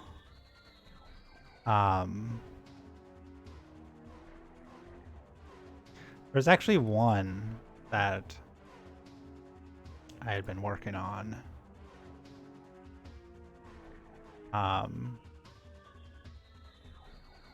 You might actually like it, Aubrey.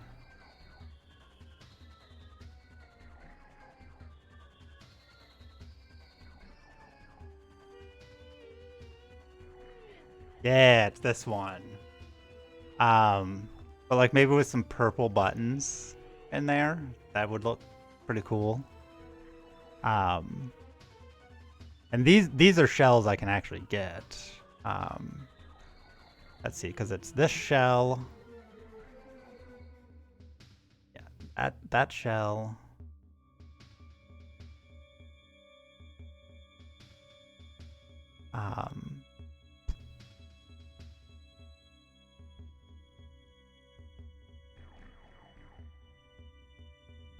Because one of the things you can do with the Switch is you can actually have different grips. I go feed my cat. He's yelling at the neighbor.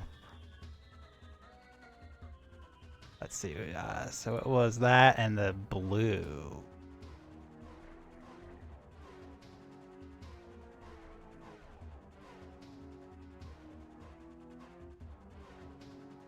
Come on. Yeah, it was this. So it's these grips, this shell, and probably these buttons. I think that would look really good. I mean, obviously purple looks good with anything. But I do really like their clear buttons. They also have a clear set, so if you wanted to do like an LED mod, you could still have purple buttons. But yeah, honestly, like if you already have the controller and you just want the mods themselves, the sticks are like 15-20 bucks. The buttons are about 15 bucks depending on what color you get, so 13 to 15 bucks. The D-pad, the magnetic D-pad, no.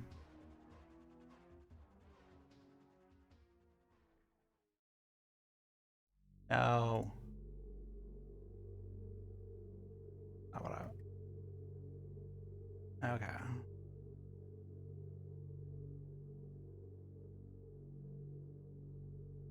Open up yet another tab.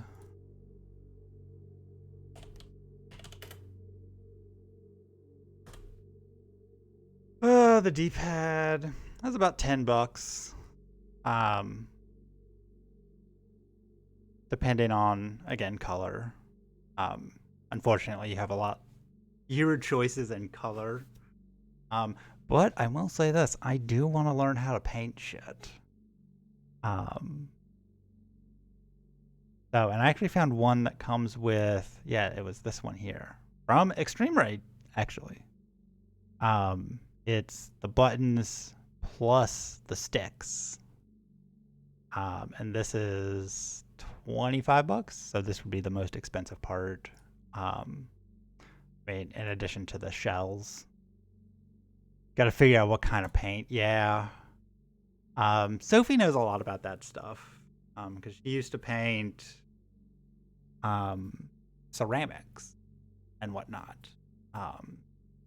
And so she's been painting a lot of Warhammer minis. Actually, let me go grab one of her little minis. Be right back.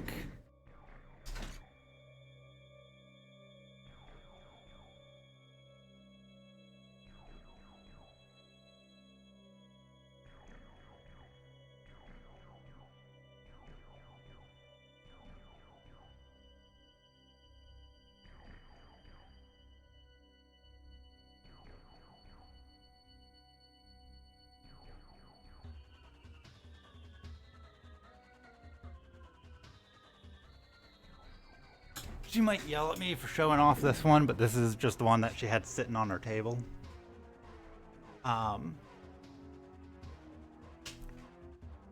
So she's been painting a lot of little Warhammer minis. Let me actually bring it up here. Yeah, so she's been doing a lot of Warhammer minis. And you can see, like, obviously this one has no head. And the gun and sword aren't painted. But you can see, like, she gets some crazy detail on these things. And here's my hand for scale. Like, these things are tiny. But yeah, like,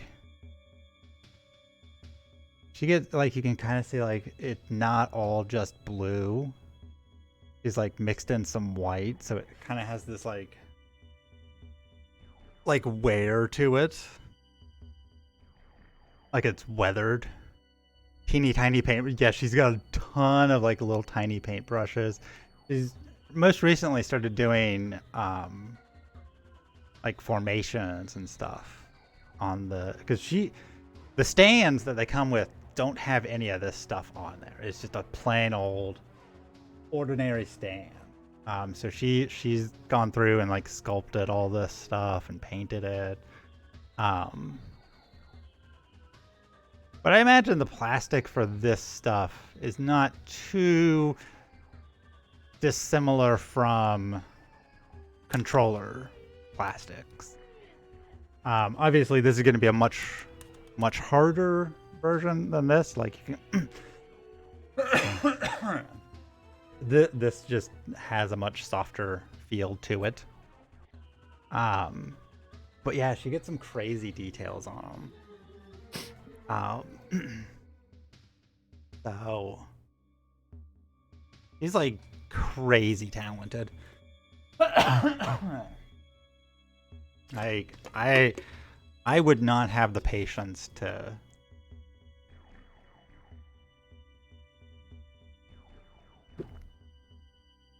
do any of that.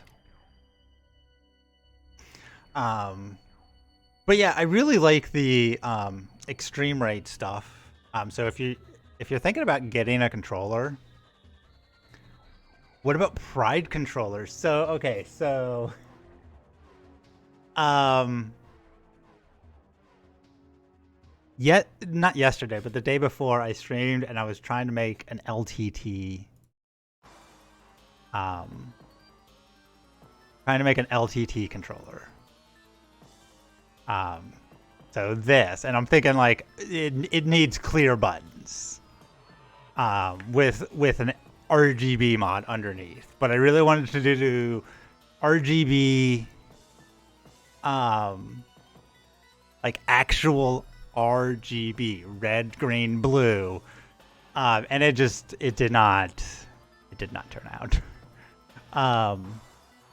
But I could take, like, the various flags.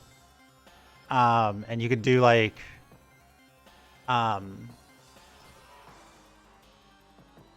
the controller and probably the color in this. Let's pull up some pride flags here. These are all great ideas, by the way.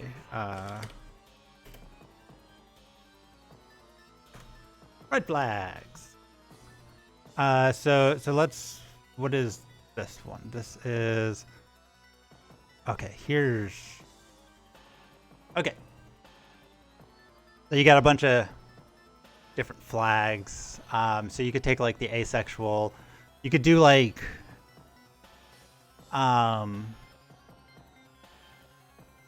I'd buy an ace controller in an instant.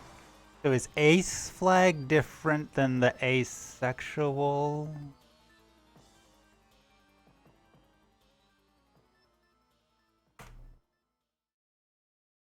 Okay, so it looks like it's the same flag. Okay. So probably what I would do. Asexual is ace. Aromantic is different, yeah. I would probably do a black shell. So let me just fucking like let me just pull up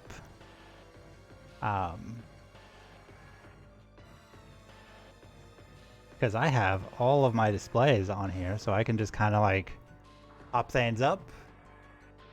Let's try to make this a little bigger. So I would probably keep the controller black. It would probably keep the main shell black. And then try to do gray for the grips. Do they have a nice gray? Or would I need to... They may not... Oh, wait.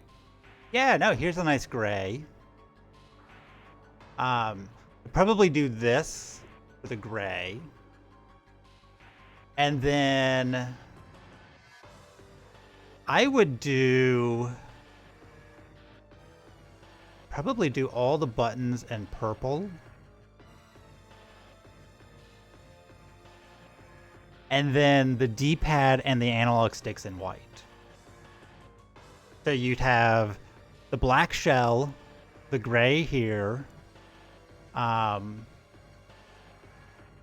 Might keep the triggers as just black. And then purple base buttons, so these would all be purple. So including these buttons here. And then white D-pad and analog stick. Welcome back. We are talking about Pride controllers. So in fact, let's see here.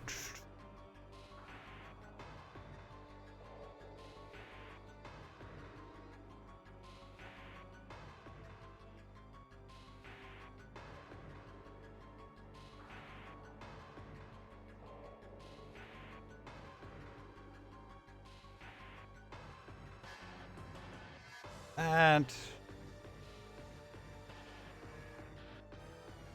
nope.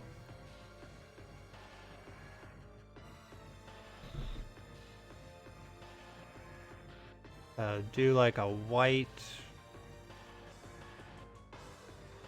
kind of a rough sketch here. This is what the right one.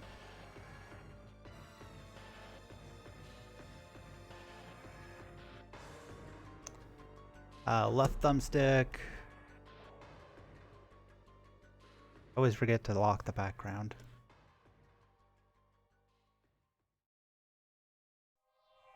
It's like coloring, but I don't have to stay inside the lines.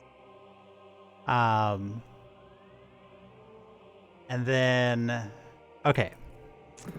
How do you pull the eyedropper from Photoshop out into like another window. Does anyone know that?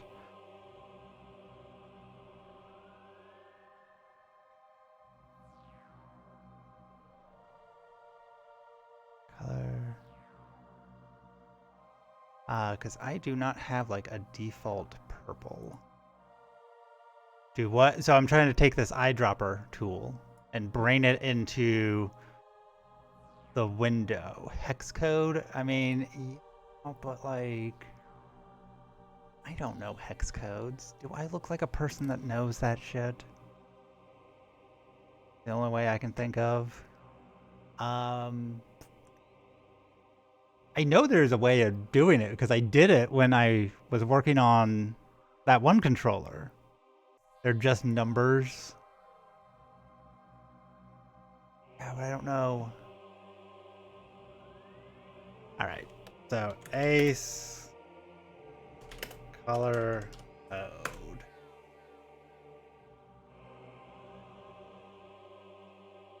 All right. So color.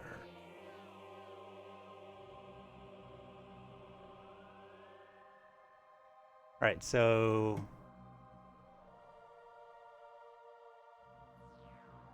I just put the color in here. So 8100.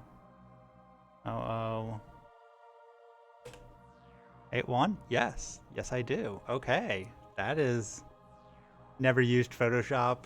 I'm slowly learning it. I think I actually bound the key press for this to something different. Let's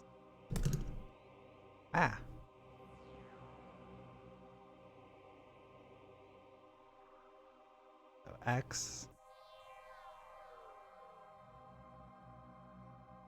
A B, and I think this purple here for this controller. Actually, that purple on this webcam looks blue. Wow, that's not great. You know Illustrator better. I started with Photoshop mostly because Mike is using the some of the Adobe stuff for some of his schoolwork. It looks blue AF. Yeah, it really does. And so I was like, hey, I'll use that.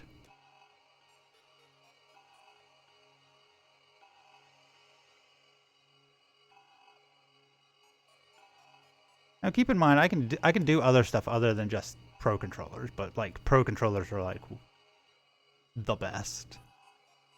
So I'm like, why would you want anything else other than a Pro controller? Let's see. This gray is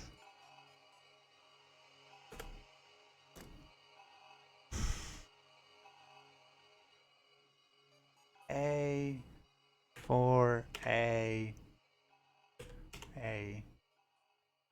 4. That's just so cool.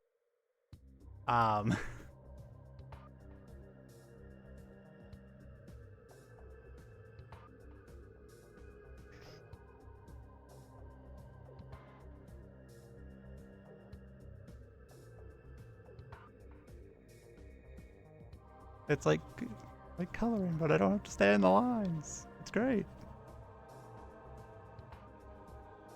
You never use your Switch? Oh my god, why not? The Switch is like the best thing ever. I just cleared finished Metroid Dread in under 5 hours.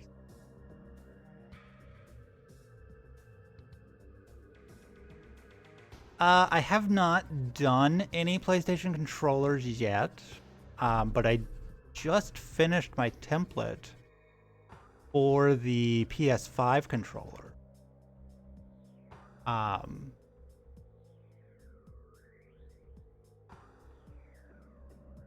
yeah, this is probably what I would do. Might try to like just go for like an actual black.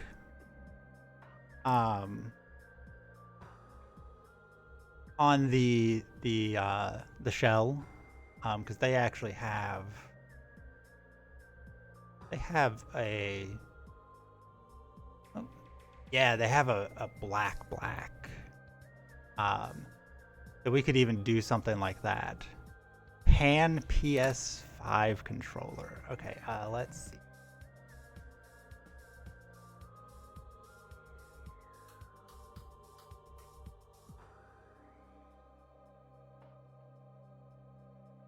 Ooh, okay.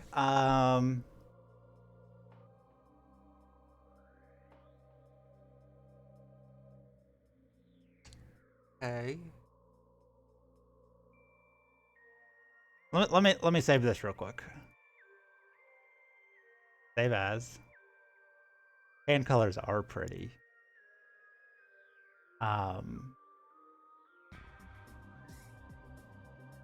Controller design.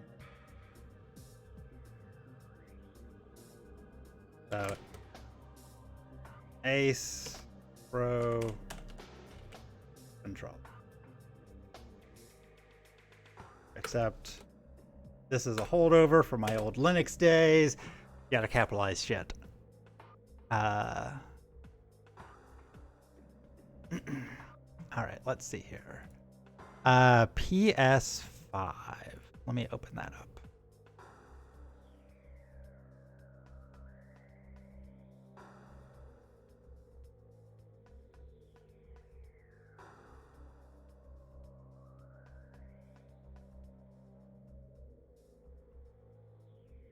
I rejected them for a while because I was like yellow and just used bi-colors, but I've learned to love them. I mean, yeah, I mean, yellow is not not one of my favorites. Ignore your sexuality because it's yellow. Yeah, exactly. Like, don't like your sexuality because of color that they picked.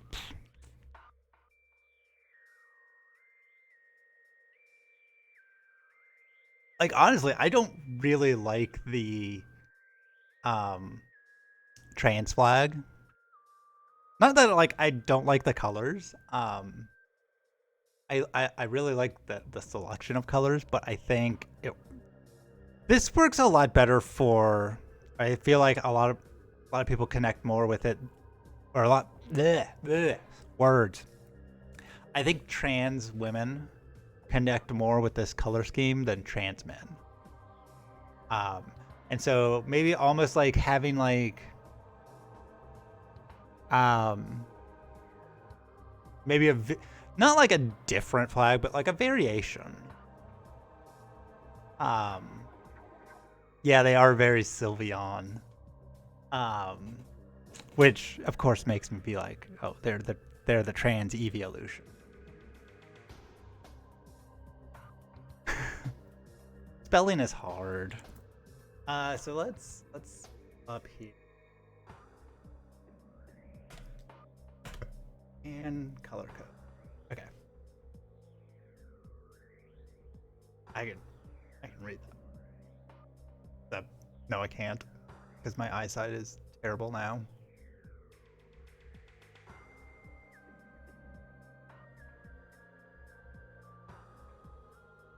Yeah, here we go. Okay. I don't want to talk to you, Arizona. So the first thing that I am immediately thinking is you got to do the touchpad in the yellow. So that's what FF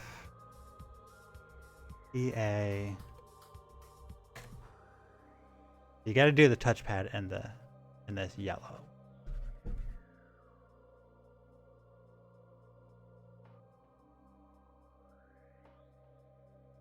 And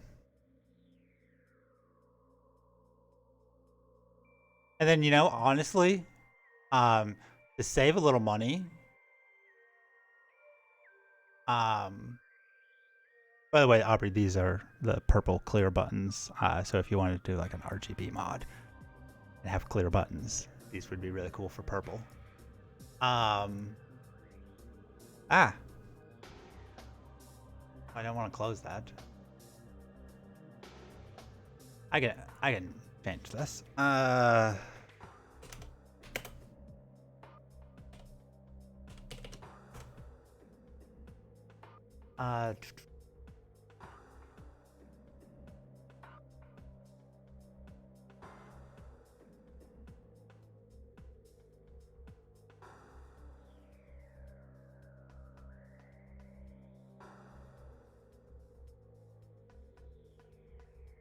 because they have a bunch of different colors now.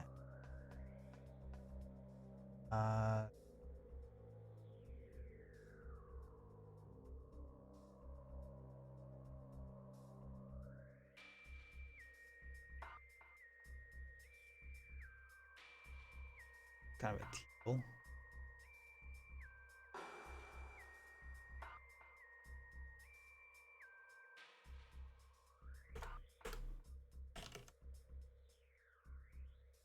New color. Oh, might be. Oh, okay. Here they are. So it's not an exact match. This is a little darker.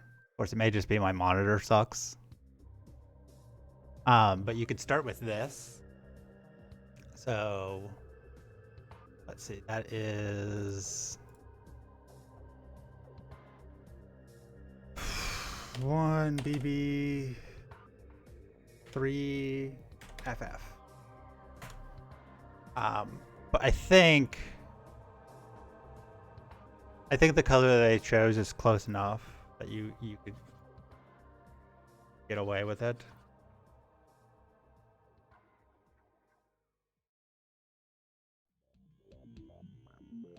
Now you're always going to have the blue LED. That's just kind of an unavoidable, unless you go in and like physically change the software settings, because it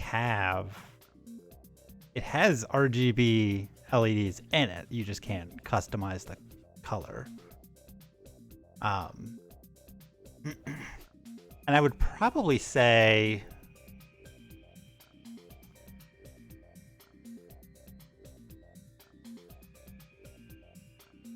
so I would say keep the triggers the same.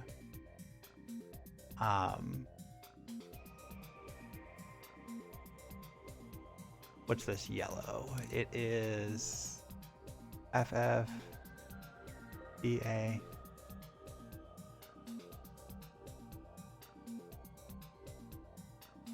No, wait, I'm looking for the pink. So it's FF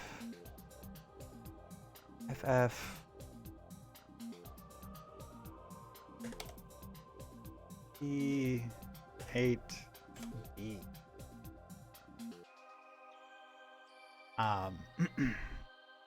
So I would probably, like, if you didn't want to like try to go too crazy with it, this is what I would do.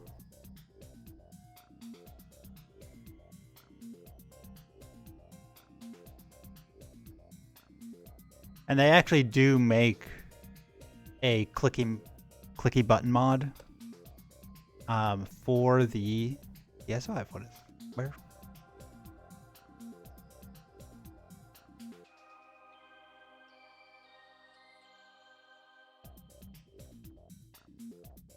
This is probably what I would do for pan PS5 controller. We could also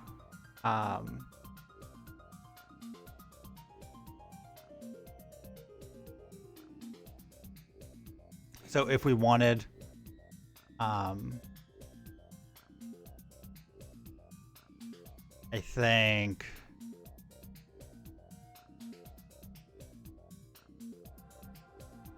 this in that same, except that's not the same color.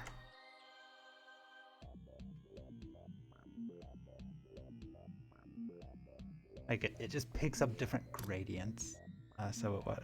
1 3 FF. We could then try to match this color spray paint wise.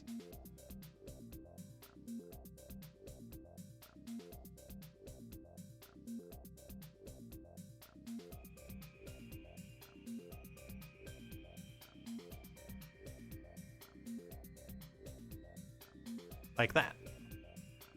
But I also I kind of like it with the smidge of black in there, because you're gonna have these black shoulder buttons. Let me look here.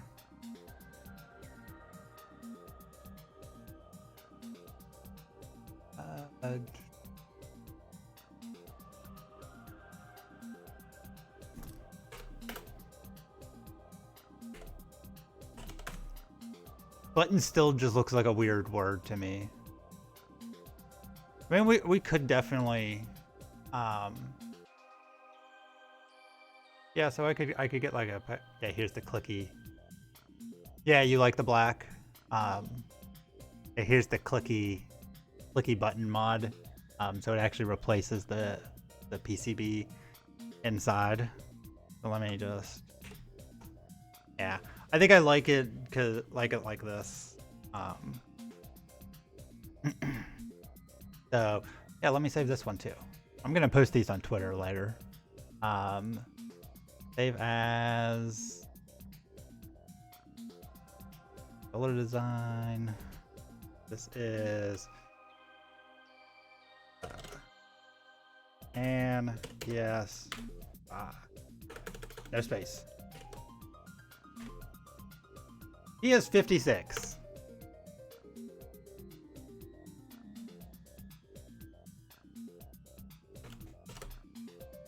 I'm crazy with my file names. Like, yeah, I'm totally gonna export these to PNGs, and then I'm gonna post these all on Twitter later tonight. I actually really like the way. Imagine actually naming files. I used to do that. I used to actually come up with weird names for all my files.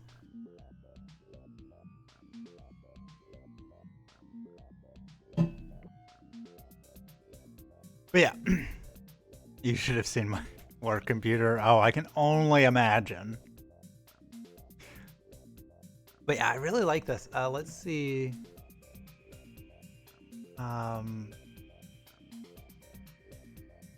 Again, I just really like the extreme rate stuff. They have really good moldings. Because honestly, if I had to color match, I'd just get. They have some white buttons in here somewhere.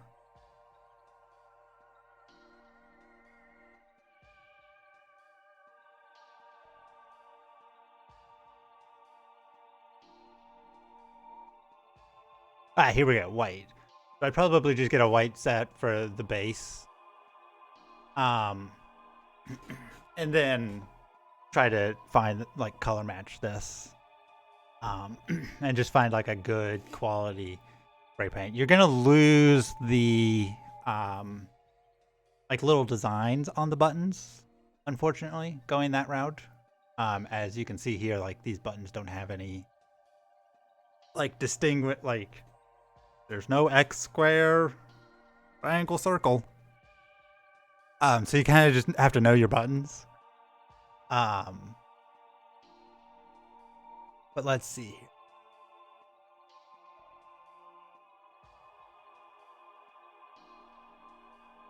So this is their metallic purple, which again I like, but does not really match.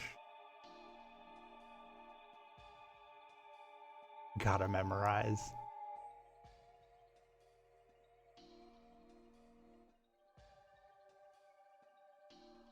They're more of a hot pink purple-ish.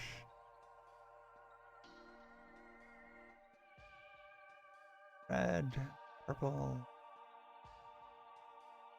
Yeah, so it looks like I'd have to, I'd probably have to paint the buttons, but that shouldn't be a big problem because I mean I need to learn how to do that anyway. So yeah, absolutely. And like I said, I feel like I have too many tabs open. I feel like this teal here is a pretty good match for this. So you could actually just get this controller, which is a brand new controller. And then it would just be doing the touchpad and buttons. Now what I think would be really cool is come in.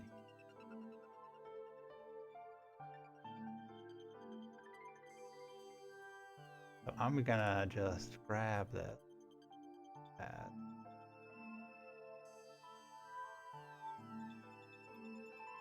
File.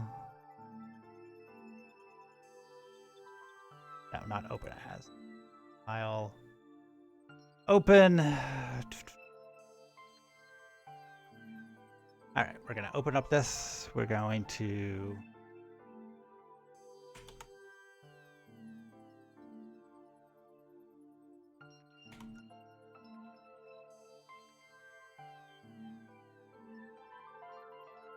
not. Okay, so I can't.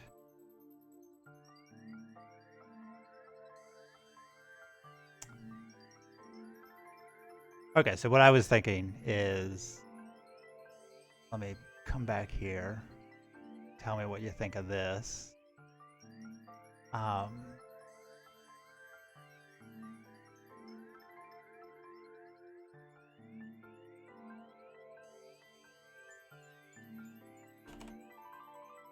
I should just like make this a palette, like all the different pride colors.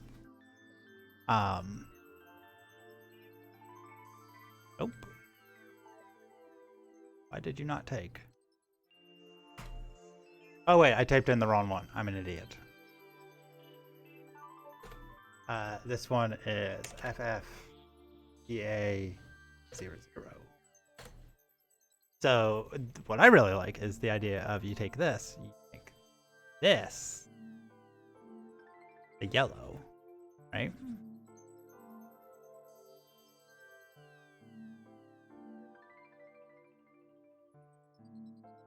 So you make that your yellow. And then you come in here. Yellow is what, the middle? Okay, so we're gonna do the Philippine pink.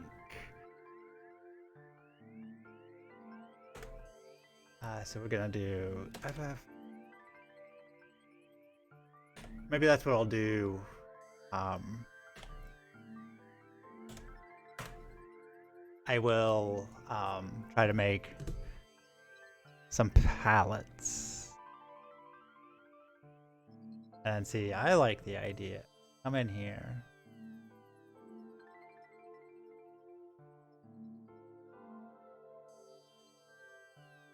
And you make the actual touchpad your flag. So one.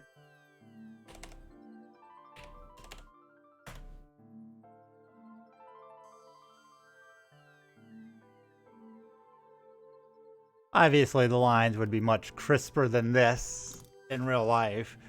But I think, like, if you want to do a PS5 Pride controller, like this is what you do.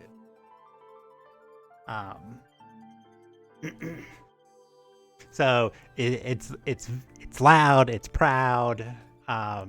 You're gonna stand out. I'd probably still keep the triggers and the hey, the analog sticks and all this black. Um,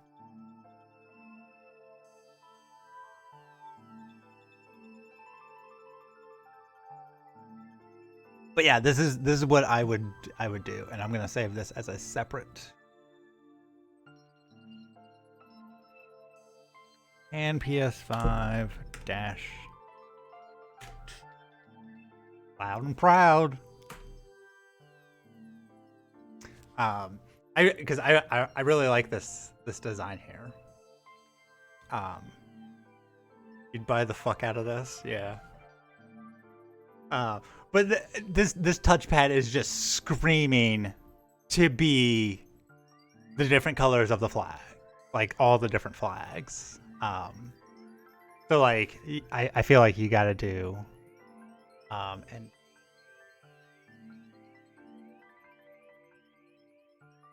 PS5 touch. Again, extreme rates makes touchpad. Even flag shaped, yes. This is more of a gold. I'm looking for more of a matte yellow.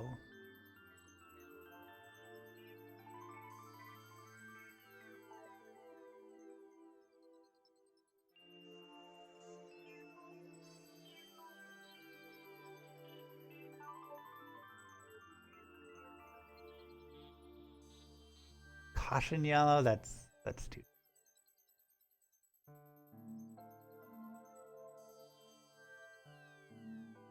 The closest you're gonna get is this chrome gold. But no, I like this. What next? What next? Let's do. I know we did the Ace PS or not PS Switch controller. Let's do a Ace PS5. You have a PS5, right, Kara?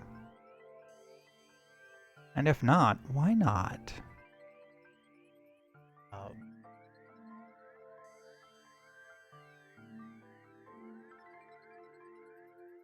Yeah, you do. Awesome.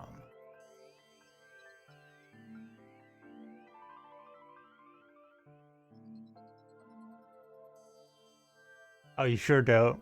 Money. Yeah, no, I get that. I totally get that. Eyes, yeah, I need to get my eyes checked too. Okay, but honestly, I still want to do this, so I'm gonna in here. We're gonna do 8-1. We're gonna do the shell in this pretty purple.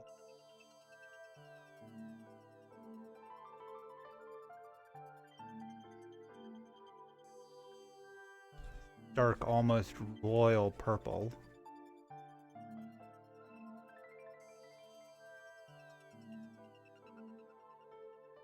There's gotta be an Ace with a PS5 somewhere. I mean, who was it that just I think it was like it was Jaden Animations. I think they just came out as being it was either they're asexual or pansexual.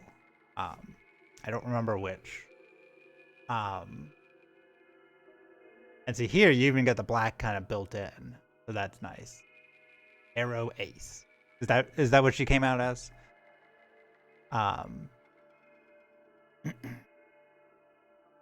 And that's really cool. So you even got the white buttons already, so you could just keep that.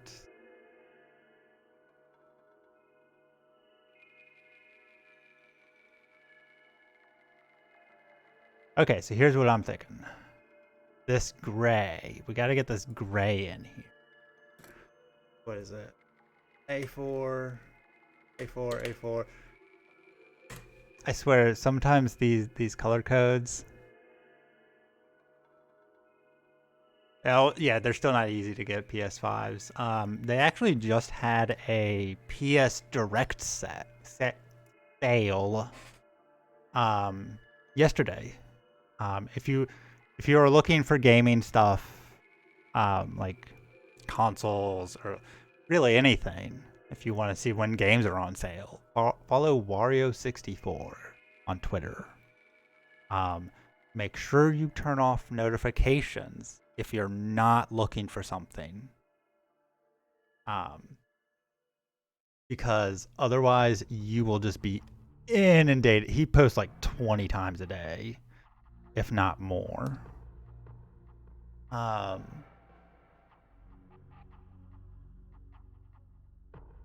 So I would either keep I actually think easier thing to do, because painting the thumbsticks, if you can't find thumbsticks, we were lucky to snag one on Sony website. Yeah. We snagged some from, let's see, I got mine from Walmart. Mike bought his secondhand. Some guy was not like selling it for crazy amounts of money. He was just like, I don't like it, I'm gonna sell it. And then where did Sophie get? I think Sophie got hers from GameStop. So we're we're kind of all over the place with where we got them, but hey, you get them where you can. I think this would be best for an Ace controller. So you make this the gray, you keep the buttons white, and you keep the sticks, because painting the sticks is going to be really difficult because it's got that rubber texture on it. So leaving those alone is probably for the best.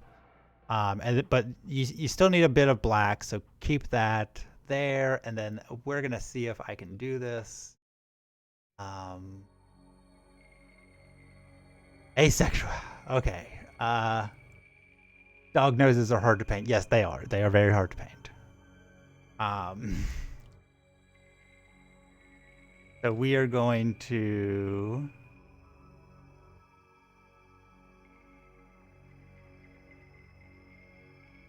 Where's my touchpad? Touch. Touchpad. We're going to come in here. We're going to make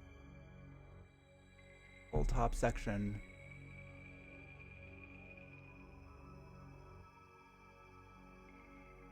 I really like painting it in the way that you would have to paint it like IRL.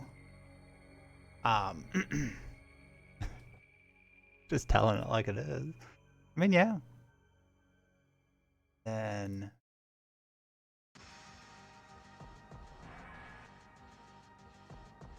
eight one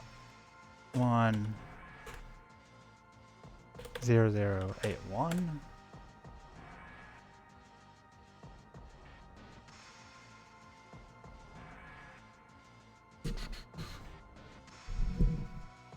Come on, microphone, work with me here.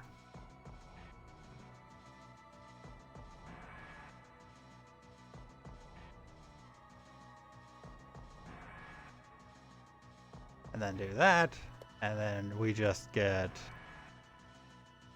black's nice and easy to remember.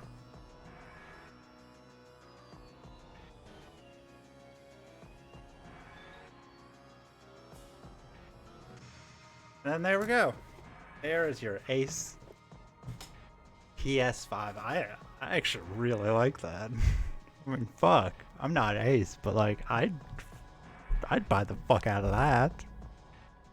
Like, that's I really like this.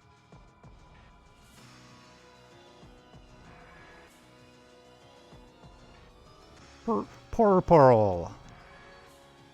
Save as controller designs. So many new controller designs. I love it. So Ace, PS5. PRB converting to Ace. But no, I like that. I really like that.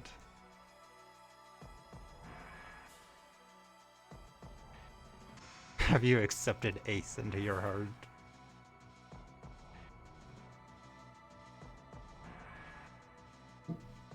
I very much have not.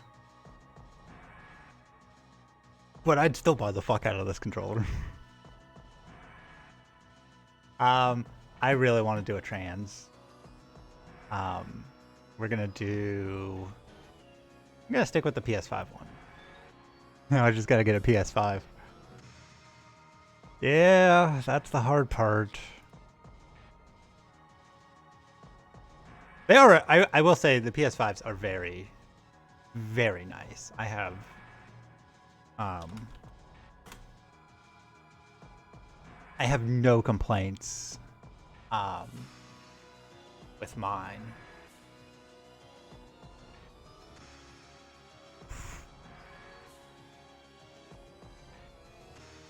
Okay.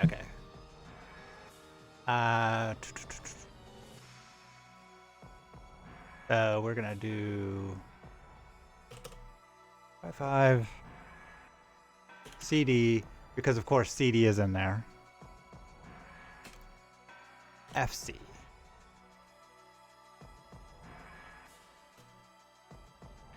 Oh yeah, the adaptive triggers are really awesome. Some people are like, they're neat, but like, I think they're pretty cool. I really like them, especially in a game like Horizon when you pull the bow and it actually has resistance, or you like have to pry open a door and it actually like you go to press the trigger and it's like my trigger's stuck, and it's like no, the door's stuck. PS5 controller triggers broke after a couple months, which was kind of sad. Yeah, I heard a lot of that.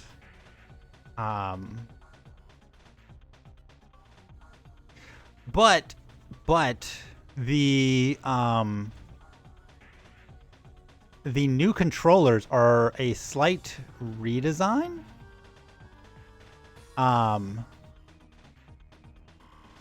So I feel like with the new like the new colors that they just released, like the teal and red and what was it? Red, black, purple, teal. There were a couple others.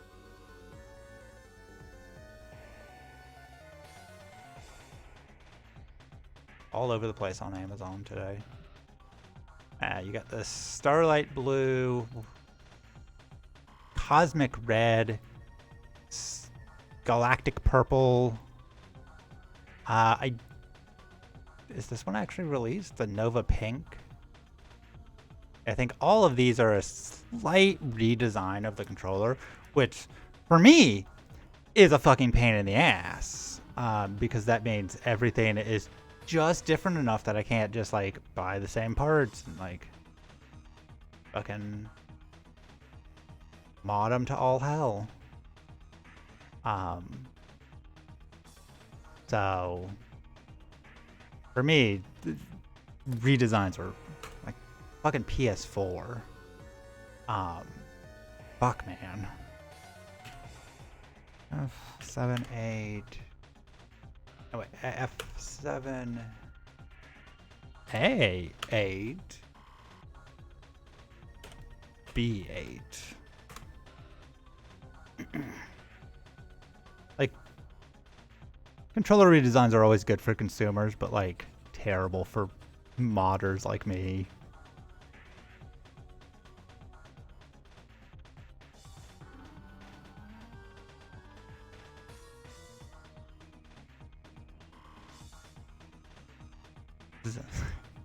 Became so sensitive that breathing on it would set it off. Yeah, I mean, hopefully it is. I know you can also just buy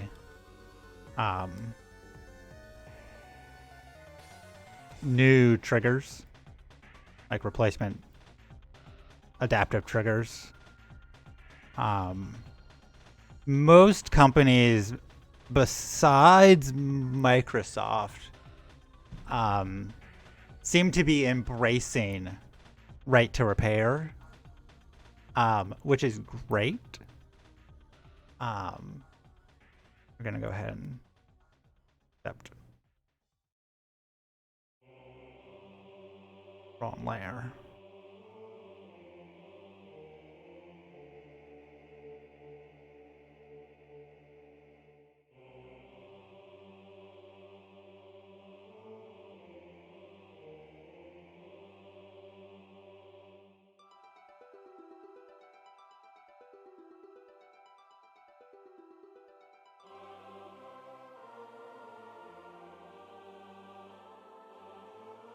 And then we want that teal color again, and that is what?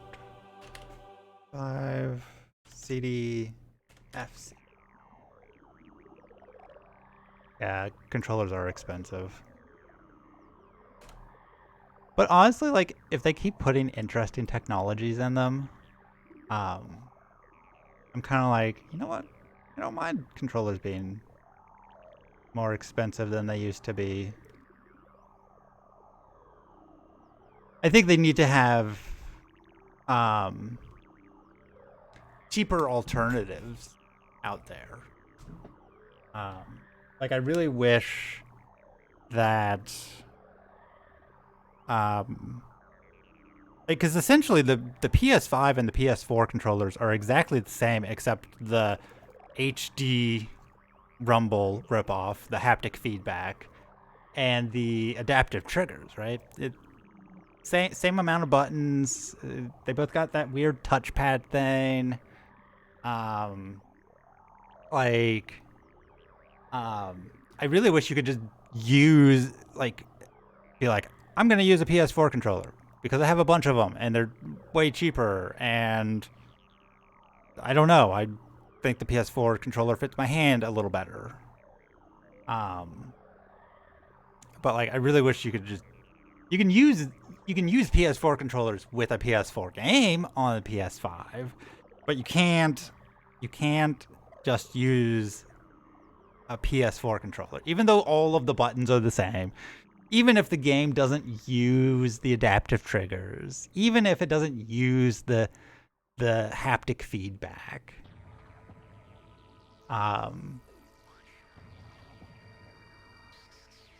like, you still have to use the PS5 controller. I'm like, that is like, just let me use the controller I want. So trans PS.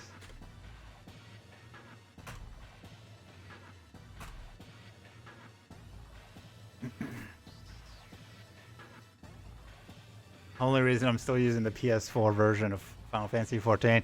Yeah, like, that's a game that I'm like, I would rather just use a PS4 controller on. Like, let's see, what other good pride flags are there? LGBT has too many colors. Like, other than just making it a straight, like, RGB light mod. Like, clear buttons, RGB. Get, like, I don't know. I'd probably say, like, I mean, obviously I'd say straight flag. Yeah, no. Oh my god, there's actually a heterosexual flag. What the fuck? I mean, I guess, like, it makes sense, and I kind of love that it's the most boring. It's just a fucking grayscale. Like, that's some shade.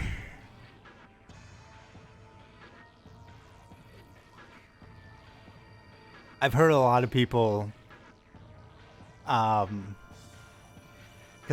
Pride Month is coming up here soonish, and I'm actually super excited for Pride Month this. Sure, you all can have one too, I guess. Black, gray, white. I've seen a lot of people on Twitter talking about, if I swear to God, if I hear one more person say straight Pride Month, I'm gonna lose it. I'm like, yeah. Demi boy, demi girl. Like, see that? Yeah, they have like different versions. For here, I think they should have a different version of the trans flag for trans men. Because I've known some trans men that identify more with the non-binary flag, just because they're like, it's more masculine. Like, this is just too effeminate. I mean, hell, I wonder.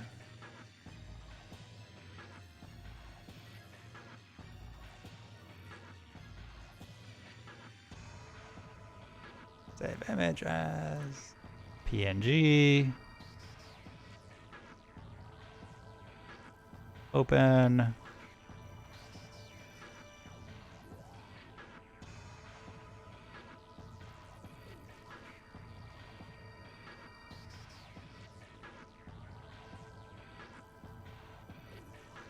Ah.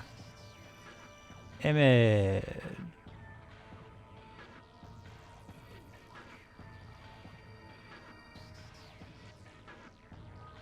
Nope, don't want to duplicate.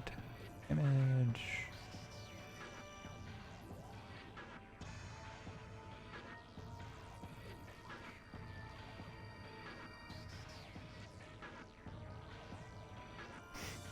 Yeah, maybe like invert them. I feel like this almost screams Irish. Like, I don't know. I think the inverted. Is that? I don't see that anywhere. I don't know. I don't hate this. I think these colors are definitely more masculine than the regular trans flag.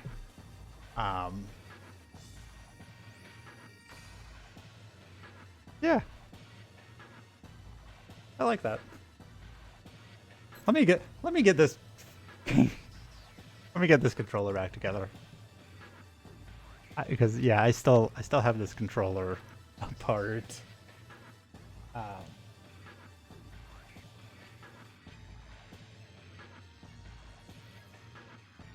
Getting this ribbon cake.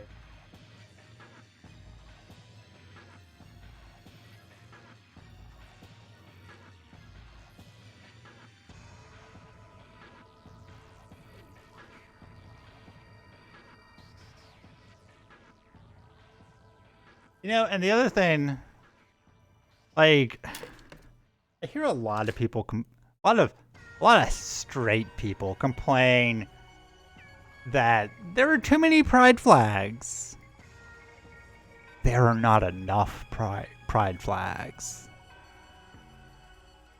Like, if anything, we need to like have subsets of subsets, and every subset has its own different flag, and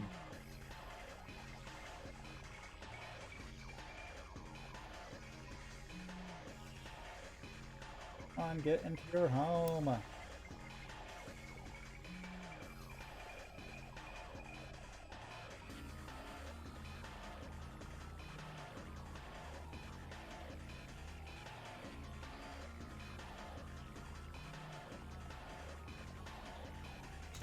That is not in there.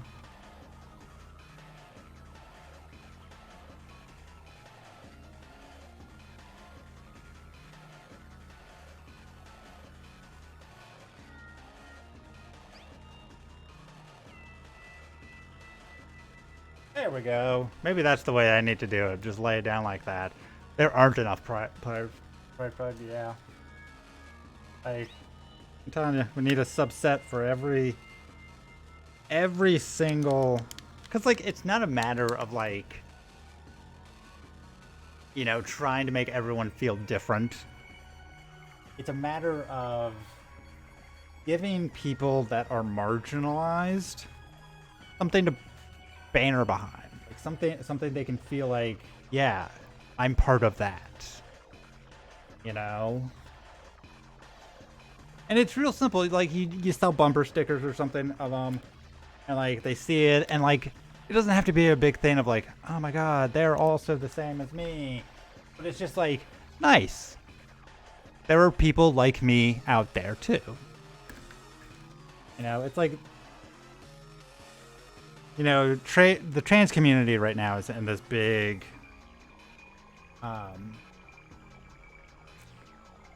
big push of like representation in media, and you know they're right. You know, we need representation in media because seeing positive role models of trans, like I remember growing up and being like, trans isn't a thing. Like you can't, you just dress like a girl and everyone makes fun of you.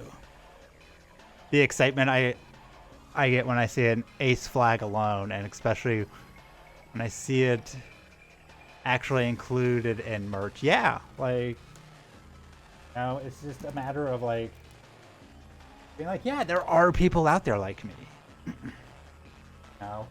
And like I feel like especially asexuals kind of get the short end of the straw a lot.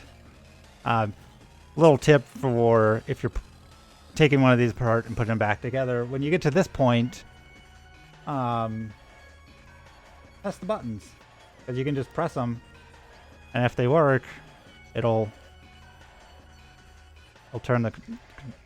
have these little flashy lights on there. So good way of testing it before you button everything back up.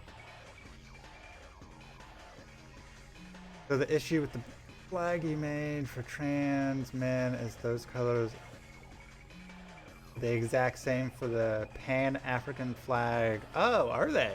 Oh. But are they in the same order?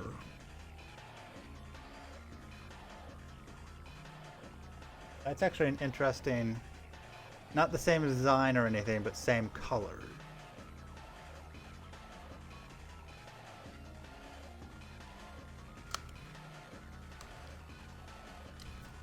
I thought this color scheme looked familiar.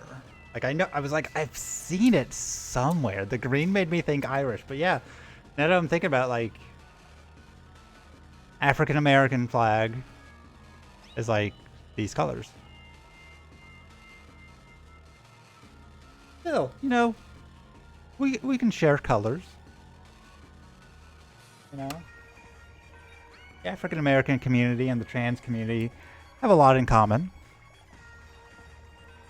You know, unfortunately, the African American community is not too welcoming to African American trans people.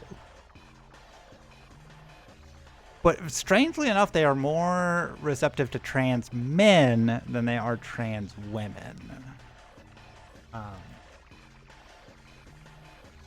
But you know, every community has its problems. No community is perfect.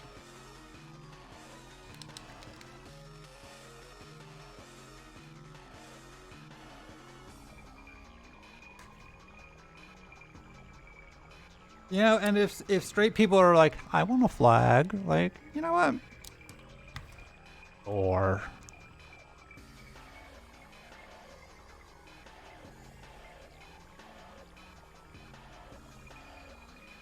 like make them feel a little more welcomed in the community.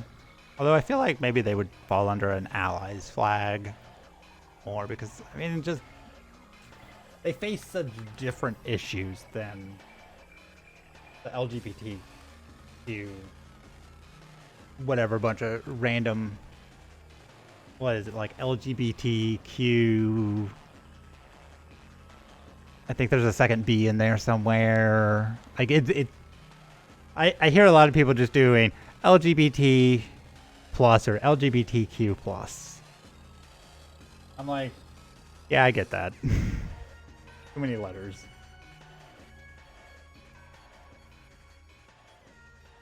I have a hard enough time remembering. Straight people don't need a flag. We're straight. We have enough privileges already. I mean, yeah, but like maybe if you include like an allies flag.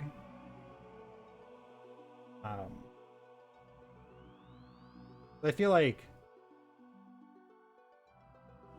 allies are a big enough, are an important part of the community. You know, because it's people recognizing that they have these certain privileges. It's like I was talking to my girlfriend Sophie, and you know she's trans as well, and you know I was like, you know, even within the trans community, I had certain privilege. Like I had privilege. Like she dropped the privilege word at work, and her boss went all lives matter on her. It was real like,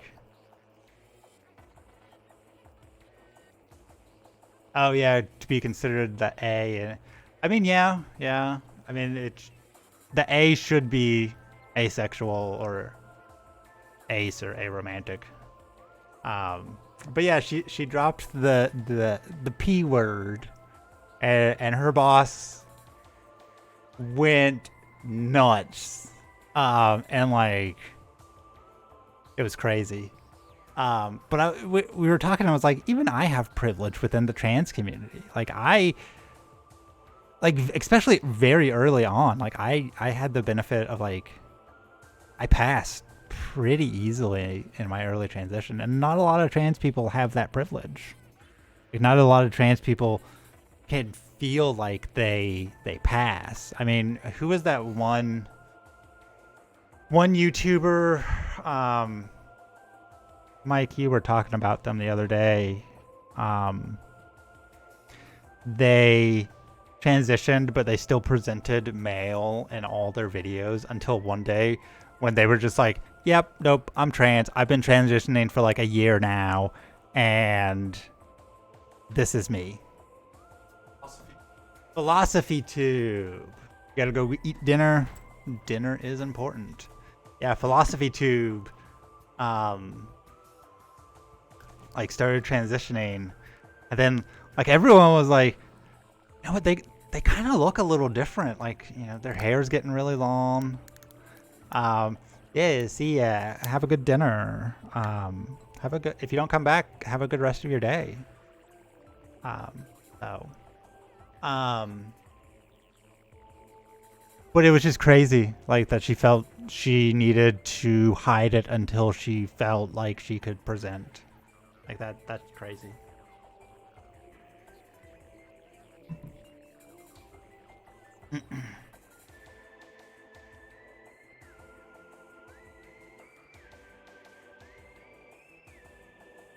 I don't know how many people saw it in the beginning, but they gave me this little tool, the little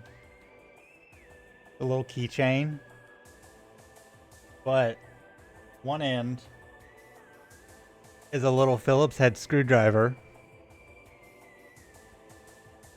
and the other end is a little flathead screwdriver. Like, this is the keychain I've been looking for all my life.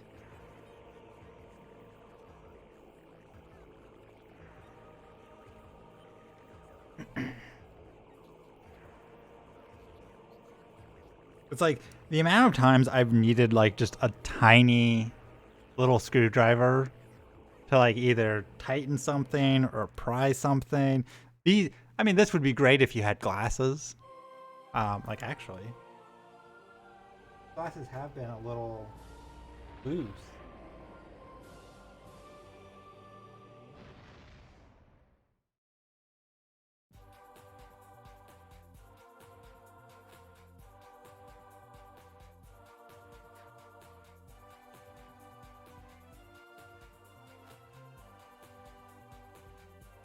Problem here is get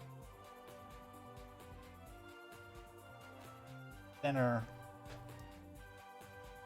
flathead. Oh yeah, how's the whole married thing? Is life totally different now? Like everything just tastes better.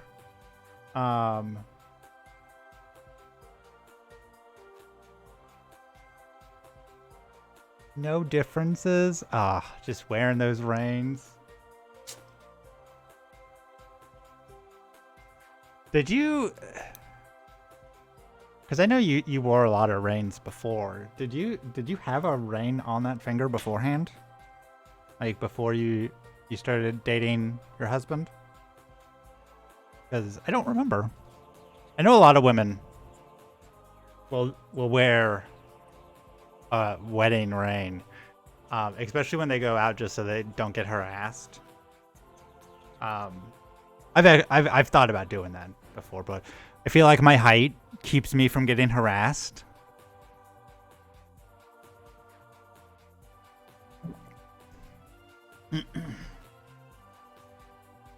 I can't remember, but probably.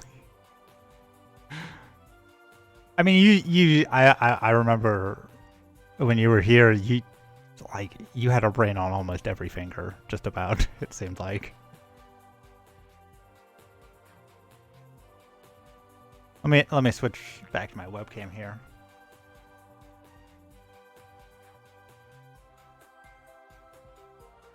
You know, the thing I hate about Twitch, and the thing that really made me be like, I can't. All the bots. I love Reigns, and I cannot lie. I mean, Reigns are pretty great. I like that one knuckle ring I have from the anime Nana, or manga Nana. That's really cool. I wish I had more reins like that. I wish it weren't so cheap. Like, thank God I'm not allergic to metal.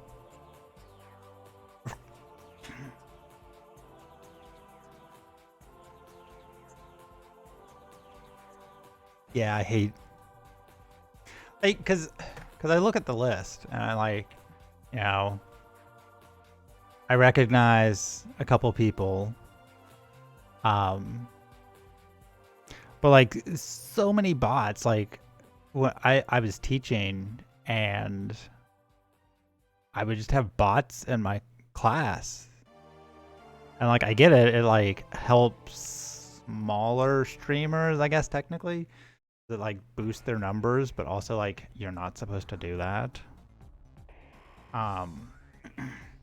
But it's like, you know, these bots will come in and it'll be like, oh, hey, what's up? And like, I'm just talking to no one.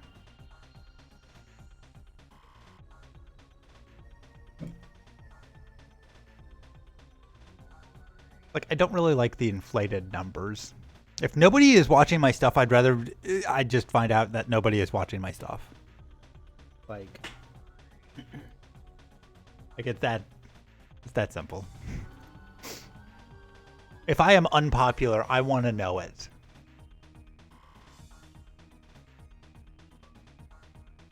Yeah, it was tough when I was modding for Jamal and when he streamed a bit. Oh, when did he stream? I did not know he... I feel like I remember you talking about that or posting about that. God, that...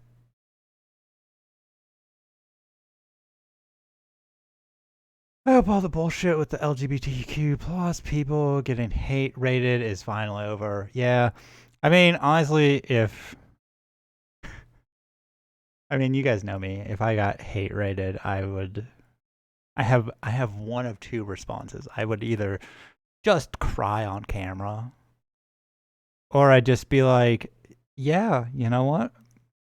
Let's play into it. Like...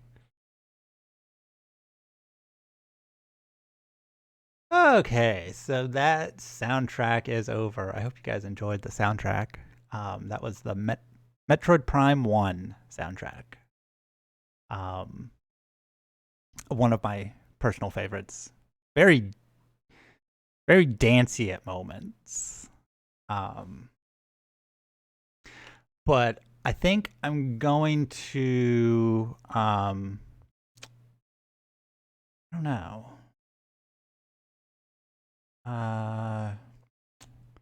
I'm thinking of taking a break. I've been streaming for like 3 hours.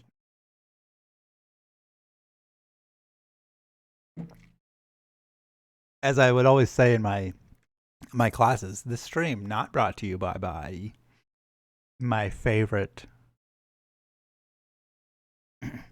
This has replaced sodas for me. It's supposed to just be like the juice. Like maybe it's got artificial flavoring in it.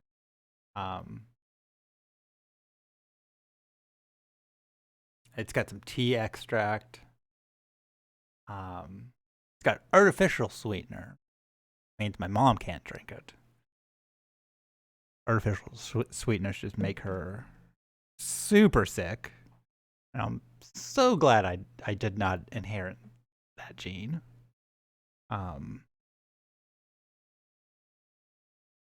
But it's like there's not a lot of like one bottle is like 10 calories, and I'm like, oh man, that's what I want. I want something with some flavor that doesn't have a buttload of calories and make me feel all bloaty. And like isn't just chocked full of sugar or artificial sweeteners. Is my webcam doing that thing?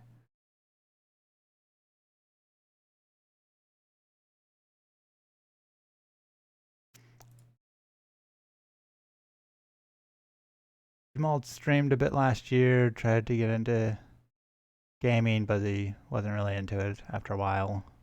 He's not an entertainer. I mean, yeah, being on camera is it's very weird, and I've found a lot of parallels between streaming and education, because I mean I take a much different approach to my teaching. I look at if the students are not entertained in any way, they're going to be less likely to engage with the class. Like if I mean the quote I love, if Facebook is more engaging than a classroom, you have a problem. And it's not Facebook's problem. It's the classroom's problem. Like you need to make it entertaining enough that people are like, yeah, no, it's an enjoyable time. Like, you know, like I always try to, like I'm always super animated when I teach. Always going from one end to another and like throwing stuff and like doing just the stupid stuff to like entertain people. Because I'm like, you need to be fully engaged. You need to be like entertained. And I found a lot of parallels between streaming and teaching, especially once COVID hit. And like this at this point, this is just me talking about education theory. When COVID hit and everyone switched to streaming stuff, everyone was like, "Oh, what are we gonna use? What are we gonna use?" And I was like, "Well, the obvious answer is, do you have any interest in teaching 5 to 12-year-olds? I mean, I just like teaching. But like I was like, I mean, the obvious choices are either Twitch or YouTube. Like those are the platforms that like are successful with streaming. Like they have lots of tools. They're easy to use. You don't have to make an account. You don't have to like sign up for a billion different things and have all these different logins and stuff and go through one portal to get to another one. And like, well, like the class is always in the same place. And so I was like, yeah, it's obvious, like Twitch or YouTube. And everyone was like, what about Teams? Or what about Zoom? And I was like, no, these all have a barrier of entry. And it's like, that technological barrier is gonna keep some students from like coming back to class. So I streamed on Twitch that semester when we went from the classroom to online. I started streaming on Twitch, and throughout the semester, I kept coming up with these ideas, and I was gonna contact Twitch and be like, "Hey, I'm a teacher. Yes, 2020 spring. I'm a teacher streaming my classes on Twitch, and I know I don't have the numbers, but I would like to be made a partner. And just not to monetize anything, but just so I could have like channel benefits. Like I was excited to use channel points. Because I was like, that would be a really like you collect so many channel points and you get to like you get your. I mean, it could be all kinds of things. Like I think things like being like, oh, you get to have your question answered is like kind of like, oh, it's a class. They should be able to get their question answered anyway. But like maybe being like, okay, let's go over a homework problem. Like, so here's a free homework problem that everyone will get. We go over it. And everyone kind of gets to copy my work.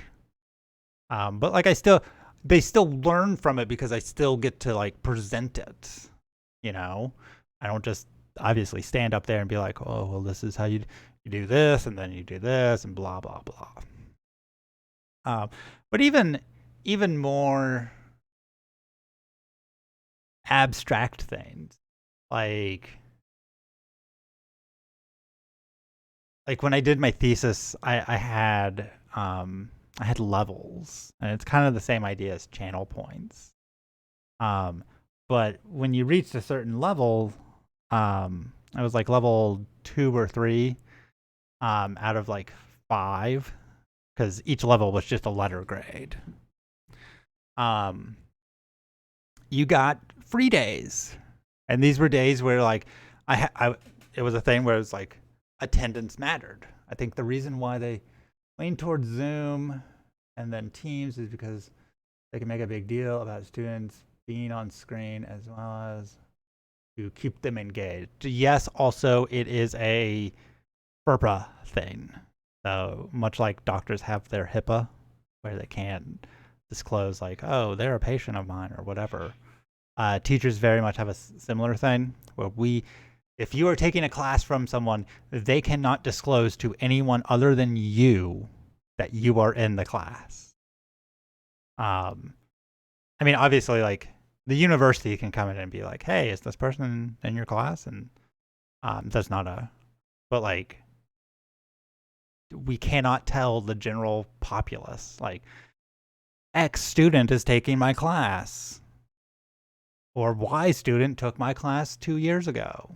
Like we were not allowed to. And it's partly, a big part of it is a safety concern. So like, we were always told, what happens if you have a student that's being stalked by an X, and they've gotten away from them. They're trying to get their life back on track. They're going to school, and then this person learns about it, and they figure out that the person is taking one of your classes. And well, who works at a school is public knowledge. So we can't really hide that, but like we have to hide. We have to hide who our students are, basically. But that's a big reason they leaned towards Zoom and Teams and all that, because they were like, oh, it's more secure and it has its own infrastructure. And it's like, yeah, but their infrastructure sucks. Like Zoom is awful. Fucking Christ. Like, yeah, you can, for certain types of classes, Zoom would work really well. But again, it's one of those things where for different classes require different solutions. And they wanted one unified solution. I'm sorry, like that just it doesn't work like that. Um, there were certain things that I wanted to do that I could not do on Zoom, and my I feel like my class suffered because of it. Um, and then they decided they were going to outsource the physics courses at that school and laid me off. I was like, oh, awesome. Awesome. Even though, like, I'm one of their top rated teachers. Fuck me, I guess. Oh, I didn't have people specifically starting to take my class because of me. Like, that's okay. I went back to my old school and they're like, can't hire full time, but I think people have already started to hear that I am back and started signing up for my classes. So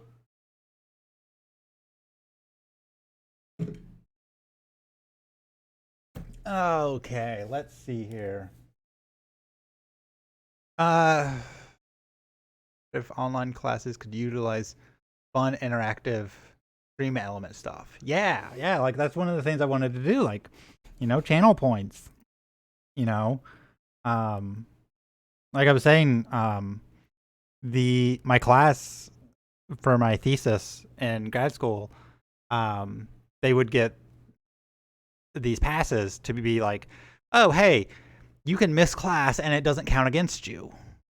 Like, because it was like, sometimes you're just like, I can't make it to class, or like, something has come up, or I just don't fucking feel like it. Like you're just not in the mood, and you're like, you know what? I don't want to like miss the points because I want to be a good student and like go to class and do all the stuff I'm supposed to, but like life gets in the way sometimes. I get that. And like this was a kind of like a freebie, like, hey, you get so many, I think it was like 5 or 6 little tokens I made. And every time you missed a class, you just came in the next day and like handed me the thing and be like, hey, I'm sorry I missed class. Here's the thing. So I still get the points. Um so but like, being like even stupid stuff like, oh, get so many points, you put on a hat or something. I don't know. But just like, something to break the stream up. Like, hey, maybe let's play some nice relaxing music. You know? You have like a set list of like music that you can select, and you can exchange it for like a little bit of background noise, or um so I wanted something to where like and I would still love if Twitch or YouTube would integrate this, like, because like I have this whole setup in the back where it's like I have a nice CRT, I have a nice HD TV, and I have everything hooked up, and like I can take a camera, I can point it at the CRT, and I can capture off the nice TV and all this stuff, and so I can have like, okay, here's like the high quality version that I'm capturing, and then here's the camera footage of the CRT, and being like, because CRTs are inherently different, like they just have a different feel to them. And I would love a thing where it's like you just put all of that into like OBS or something, and then the viewer can come along and like click and be like, I want to watch this, this, and this. Like I want the webcam, I want the gameplay from the CRT, or I want the gameplay from the HD TV, or like, you know, or maybe even like, what are some other things I could have done? Um, I really wanted to change up labs. Um, that was a whole thing where I worked. Like, there seems to be this idea among older and like middle-aged teachers that if you're teaching a lab, you need to do a different lab every week. I'm like, okay, that works for some classes. That works perfectly well if you are like the first science class they've ever taken, or, you know, like you're a biology and so you're trying to like demonstrate certain things, like certain practices, and like trying to form good lab technique. But you know, a lot of my students were like, I'm going into physical therapy, or I'm going into, you know, electrical repair or whatever. Like they're not gonna need to know like how to do an experiment necessarily. But like they might need to like read an academic paper at some point. And so I put a way bigger emphasis on the writing aspect of the lab. And my boss was like, no, you need to be doing like 10 to 11 labs every semester. And I was like, no, I'm going to do like 4 or 5 labs and make them write papers on them. Because writing makes you a better reader and reading makes you a better writer. But they did not like that. So honestly, I think that's why I got fired. I think because my boss was literally like the head of my department was literally like, we disagree on this. And like, we kind of agreed to be like, we have differing opinions on this. Like, she thinks I should be doing demo labs, which is basically what a lab every week is. And I was like, no, I really want these students to like learn how to write papers. How dare I be innovative? I know, right? And you know, I was like, I'm not changing it. Like I'm not. Like maybe I'll add an extra lab or something, but I'm not changing how I do it. Like we're gonna spend at least a month on each lab, 3 to 4 weeks. And she was like, okay, well, I'm gonna put a note in your evaluation, saying that I think you should do more. But I'll put in here that, you know, we've talked about it and we've agreed to disagree. I don't think she did that. I think she just put in she refuses to do more labs. I was like, no. But the funniest part is like, I go from like this community college that is supposed to be like, yeah, you know, you can do what you can teach the class how you want and like all this stuff, and you can do whatever you want with your classes, really, just so long as you meet certain standards. And like I was meeting those standards. And then I interviewed for a position at a legit Christian university, where like even the guy I talked to was like, yeah, you know, they don't like us talking about certain things. Yeah, pretty much lied about how much freedom I have. Yes, exactly. But this guy was like, yeah, you know, there are certain like it can be kind of weird teaching at a Christian science at a Christian university, because like obviously we can't teach like evolution and stuff, but like we kind of have to teach the idea of evolution. But like we can't talk about human evolution. And it's like, oh my god, physics does not exist in the Bible. Yeah, like but I was telling him about my approach to the labs, and he was like, oh my god, yes. By the way, welcome back, Kara. Oh my god, yes, these students do not know how to write papers. I was like, exactly. Like, so I wanted to like, I was very much ramping up to, like, because when I started at CAT, yeah, when I started at the community college, like, they had nothing.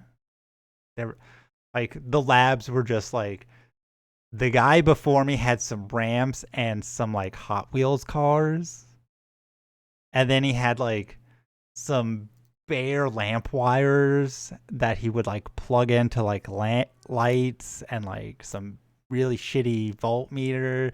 Like it was very jerry rigged, like from the fucking 1970s high school classes of physics. Like, and I was like, no, we can do better than this. And I guess they did not like my better. I remember the cars.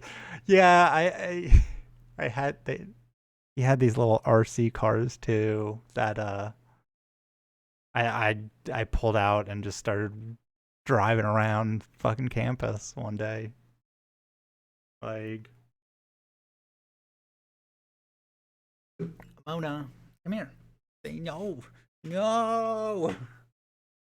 Oh, baby. Baby. She's like, no. Get me the fuck out of here. But yeah, I can't wait till the old guard in education dies out. Like, you know, some of the old ways of doing stuff is fine. Like, you know, I very much like doing the whole lecture homework test formula. Because that's kind of how I was raised academically. White munchkin kitty, yes. Yes, she is very tiny. She has Munchkin's disease. I think it was something like that.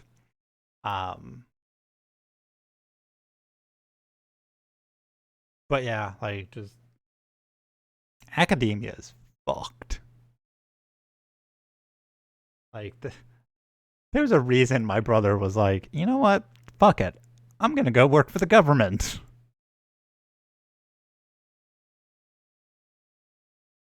Like, I can't even imagine doing what he did, because it was literally like he worked at one college up in Michigan right out of grad school, and he worked there for like 2 or 3 years, and then they just randomly one semester were like, yeah, we're not going to renew your contract. Thankfully for him, they told him well enough in advance, the government isn't great, but those benefits, yeah, those benefits are fucking great. He makes like $100,000 a year. I think his starting was like 90,000 or something. The only reason I know that is because like that's what I would make starting. Actually, I think mine was like 70. Gotta go get ready for date night tonight. Hold on, before you go, before you go to date night.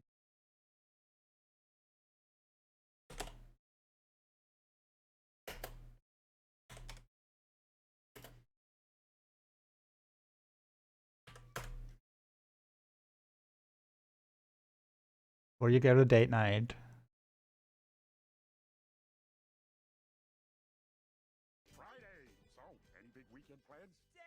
Tonight, gonna go out, get some food, have a few drinks, forget we have kids for a little bit, yeah. Date night tonight. We're going to get Japanese and see everything everywhere all at once. It was released. Anytime someone's like date night, I'm always like date night tonight. Gonna go out, get some food, have a few drinks, forget we have kids for a little while. Yeah. I watch way too much Bob's Burgers. But I am probably actually gonna get off here as well. I've been streaming for almost 4 hours, which is pretty good. I really like. I'm gonna get these controller designs exported and post them up on Twitter. So if you haven't followed me on Twitter, it's LadyFarah14 at LadyFarah14. So you guys will definitely be seeing those up there tonight. And I am, well, we will be back Sunday doing the podcast. We're going to be talking about Chrono Cross, hopefully. Get an Etsy and sell those. The problem is starting it up. I don't have the like, if somebody gave me like $5,000, I would easily do that. Plug the podcast nerd. Yeah. So we're going to be doing hopefully the podcast this Sunday, if not Monday. But tomorrow I got to go up to Charleston and buy a game. Woo. So, but that shouldn't take too long. So, but I need to go get dinner started, because I gotta have dinner ready for my girlfriend when she gets home, because she's had a crazy day. So crazy dab emote. So I hope you guys have enjoyed this. I don't know if I'm gonna stick with Twitch or YouTube. I think we're probably gonna we're probably gonna try the podcast on Twitch and see how that goes. So check back here Sunday for the podcast. And if you guys haven't watched the last episode we did, it's 3 hours of us talking about Prince of Persia reboot. I think we should stick with Twitch, and sounds good. I'll change the links and stuff. I mean, yeah, I don't know.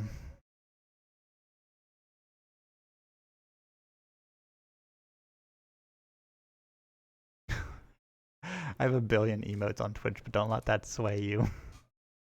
I don't know. There are certain things that I really like about Twitch. There are certain things I really like about YouTube. I can't decide. I'm probably gonna give Twitch another shot and see, like, if I'm more consistent, do I get any better, like, viewership? Because I don't know. Anyway, but we will be back Sunday. If we don't do the podcast, I'll stream something. So probably finish up Metroid Dread if we don't do the podcast. But I hope you guys have a wonderful rest of your day. If you're watching this later, I hope you guys have a wonderful rest of whatever is left of your day. This was actually my usual outro for my classes. Remember, stay safe out there. Wear a mask if you can.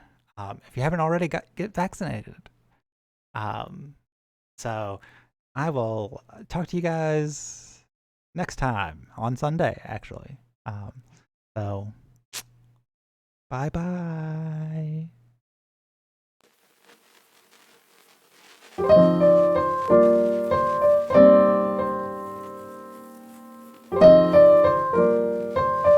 on, that wasn't the right one.